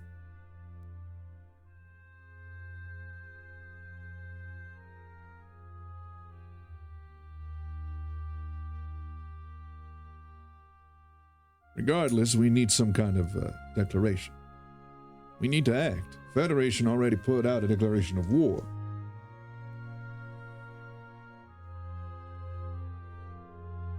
I say the initial declaration at least falls to us. Something needs to be done fast. No time for a general vote. All those in favor of voting neutral for an immediate declaration. And you see Ford, Urvan, Elena, Apollo, and Brunhilde all raise their hands. All except for Flint. It's 5 against 1. Motion passes. We will put out a statement on the neutrality of Magna. As for how we proceed regarding this, we'll put it to a general vote. We voted by the end of tomorrow. In the meantime, he looks at all the other counselors and they all nod. I believe something needs to be done already, and who better to do it than our present company? Whatever happens, Cassandra's going to be needed going forward. We gotta at least try. Even if it ends up not going the way we think it will, somebody's gotta be put out there to get in contact with her. Get her ass back to home. And that's so. And all the other counselors shake their heads, and Helena seems very mad about this, but she agrees. Wardens, we'd like to issue a contract to you. Welcome back. Bethelden, wake up! We have a new job! Welcome back. I had a lockout and I had a chance to answer a kid's question, so. Nice. Oof. I thought somebody burned mac and cheese again. No, Mac if and I actually cheese. had a fire drill right now, or like set off the alarm, I might actually commit, like. I will set off the fire. With the chicken strips. Nice. Ford looks at all of you and says, we got a contract for all of y'all. A bounty, if you will. Now, we may not operate with our own currency and all. That's all for imported goods. However, we do hold a reserve for imports, of course. We are willing to offer you a large sum of money to complete this contract. Find Cassandra Scarlatino. Bring her home. And, if you can, along the way, find suitable members of a party of Magna. National adventurers. Kind of group that whenever the country needs them, they'll be called back to defend it. Otherwise, in order to respect the lady's wishes, they'll be free to roam Faerun as they see fit. Contract is for 350,000 gold. How's that sound? Sounds reasonable to me. No problem with that. Cartoon awooga noises. I'm gonna keep an eye on the lady who is the most displeased with this action. Cassandra's mom, yeah. Yeah, Cassandra's mom. Chesade's wife. Mrs. Cesare. Mrs. Scarlatino, please. Or Mrs. Scarlatino. And as this is done, Congress is adjourned. Thank you all for coming. Spread the word, would you? We'll put out our raven soon. And they all stand. APB. They all stand. APB for... Okay, go ahead. They all stand, and the people in the benches begin to stand as well. Congratulations, everyone. The National Congress arc is hereby concluded. You all did very What's well. our I'm very proud percent of all of you. passing rate? Percent passing rate? I'm going to go off of the amount of clues and like out of the perfect quote unquote ending. I say perfect. I was gonna say based on, like a video game level. yeah. I'll give you a rank. Okay. The lowest being F and the highest being SS or SS plus. You know. Ooh, don't like that. Yeah, S Yeah, plus. maybe That's better. not. Yeah, S no, plus. Maybe just S. Whoa, whoa, Yeah, whoa, I agree. Rod! Rod, don't say that! Rod, you play too much of Mamusame. It's different in the real world. You can't just say SS. Rod! Rod, don't say that! You can't say that! I'm putting together a special squad, an SS, if you will. Oh my god! No, absolutely not. For future reference, I'm a Jew. Anyway, Yeah. listen. Crazy line. Flip that. Oy vey. the way anti-shippers are on Twitter, I highly believe that they'll eventually come for Ethel Grimm. Oh, So, 100%. yeah. Anyway, what do you mean he's 9? She's 125 and he's 9. Questionable. Problematic age gap. Yeah.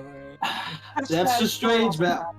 Listen, all right. There's like a 70-year age gap between me and my little creature. Yeah. My little creature. I don't Did you think just hold on a fucking minute? Did you just call me your little creature? Yes. I'm going to fucking kill you. No. That's the worst thing you could say to her. In terms of F to S plus, I give you guys an A. Damn. Yeah. I'll take it. I felt that there was something very obvious that we were missing that tied it together. Oh my god, Would yeah. the Orchimedes snoring in the background add to the grade? I gotta be so honest. Actually, yes. guys. That brings it to an F minus. See me after class. I'll give you an A plus. Okay, excellent. I gotta be so real, guys. I sat down on my bed to do this. I've been doing like 8 a.m. to like 1 a.m. all week, like non-stop work. That's nice. I fell asleep the Wow. second I did my first little bit of roll. I'm sorry. It's fine, dude. I will go back and rewatch what just happened. I wanted to be a part of this one so bad because I It's feel like I okay. did so much. I Hey, get Booby, it. Booby, it's okay. Don't worry. No, they Don't don't you- know I'm the main character.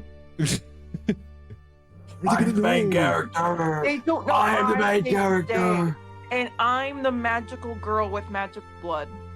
So, I am literally John Brainma, and all I know that I do is my giant brain, and I went yapping all day. All right, y'all.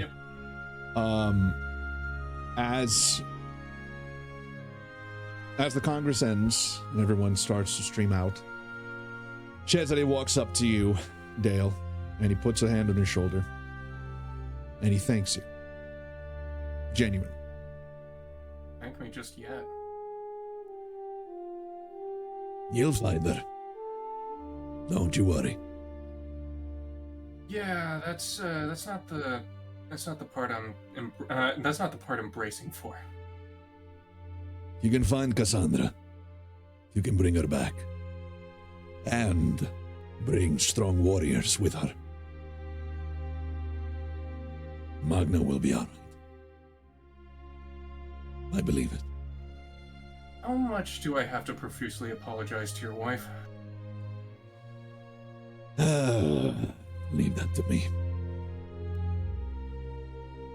Okay, I'll defer it to the expert then.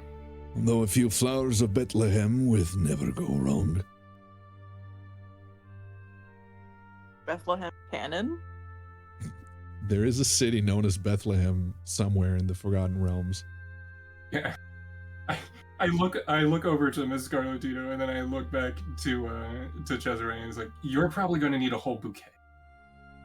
He looks over at her. Her nostrils are flared and the tips of her hair are like floating a little bit. Most likely, yes. Good luck. Need it.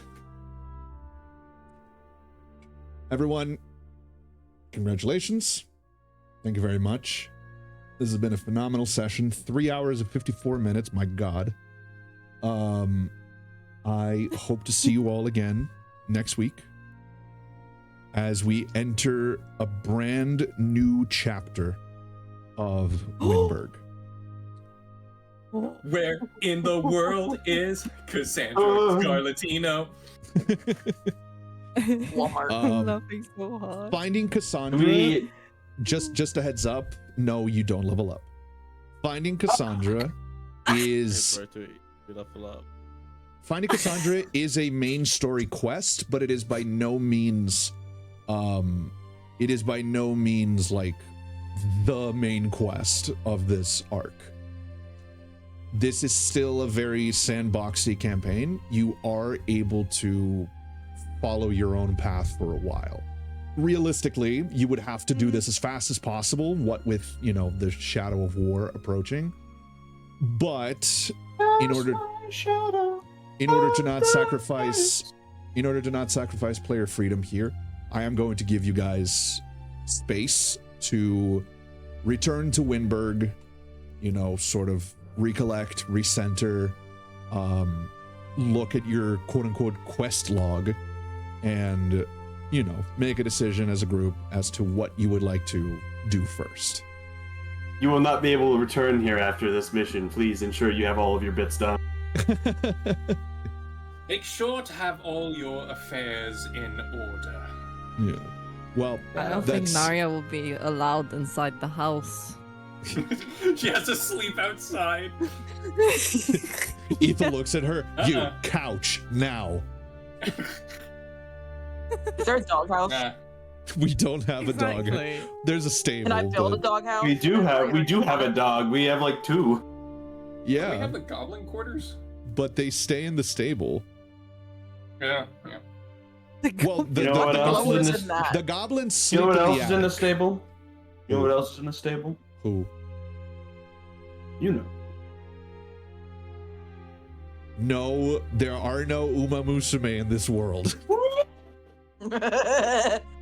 Oh my god. Wait, can we Dang. please have an episode where we either get like isekai'd somewhere by Mochi where there are Uma Musume? Yes, I must train. I Yes, must please. train. I am training speed. I'm training speed. I'm There's training that- stamina. There's the Deltarune meme of you are filled with the muscle memory of a fight you never trained for whenever you see Sans, and it's that, but for Saltbrook as soon as he sees an Uma Musume. Da-da-da. All right, everyone. Thank you so much. I will leave you all with one of the latest songs that I made for this, the ongoing quest. I'll see you all next week, hopefully. I need to find Cesare's freaking daughter. Cesare, where's your daughter? Where'd she go? Holding up Oh my god. I'm so angry there's no Umusume in Wyndburgh, bro. What? Right. I'm crying. Good night, everyone. Thank Sleep you. tight. Bye-bye. Hello. everybody.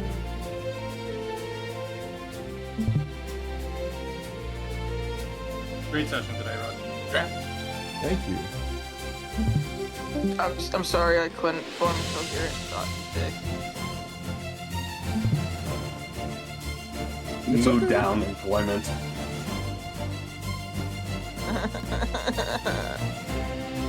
I somehow feel like I've been exploited like a child.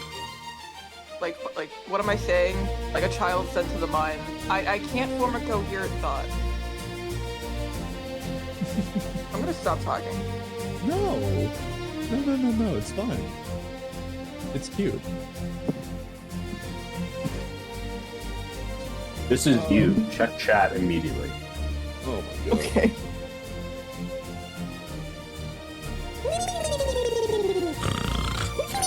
Yeah, I don't even feel employed. I literally just feel enslaved. Oh man. You should obviously download horse racing game. That'll make you much happier. Agreed. Thinking about it. You should. Just don't spend any money on it, whatever you do. I don't have many. I've done the math. The pull rates are terrible. Oh. And no, it's not because I've done trial and error, because it literally shows the bull stats. It's like 3% to get the triple, and the 3-star to begin with, and then it's like less than 0.2% chance to get the one you want. Oh my god. So don't spend any money. Play the game and listen to the play story. The game, literally. No, Listen to the don't story. Pay attention to the story. Just Pay attention to gamble. the story. It will make It's you happy. gambling. Just Pay attention to the gamble, bro. story. It will make you happy. Train speed and gamble. That's all. That's Do all you not. need. You'll end up like Rod, and you won't have as many wins as I do. You got jokes.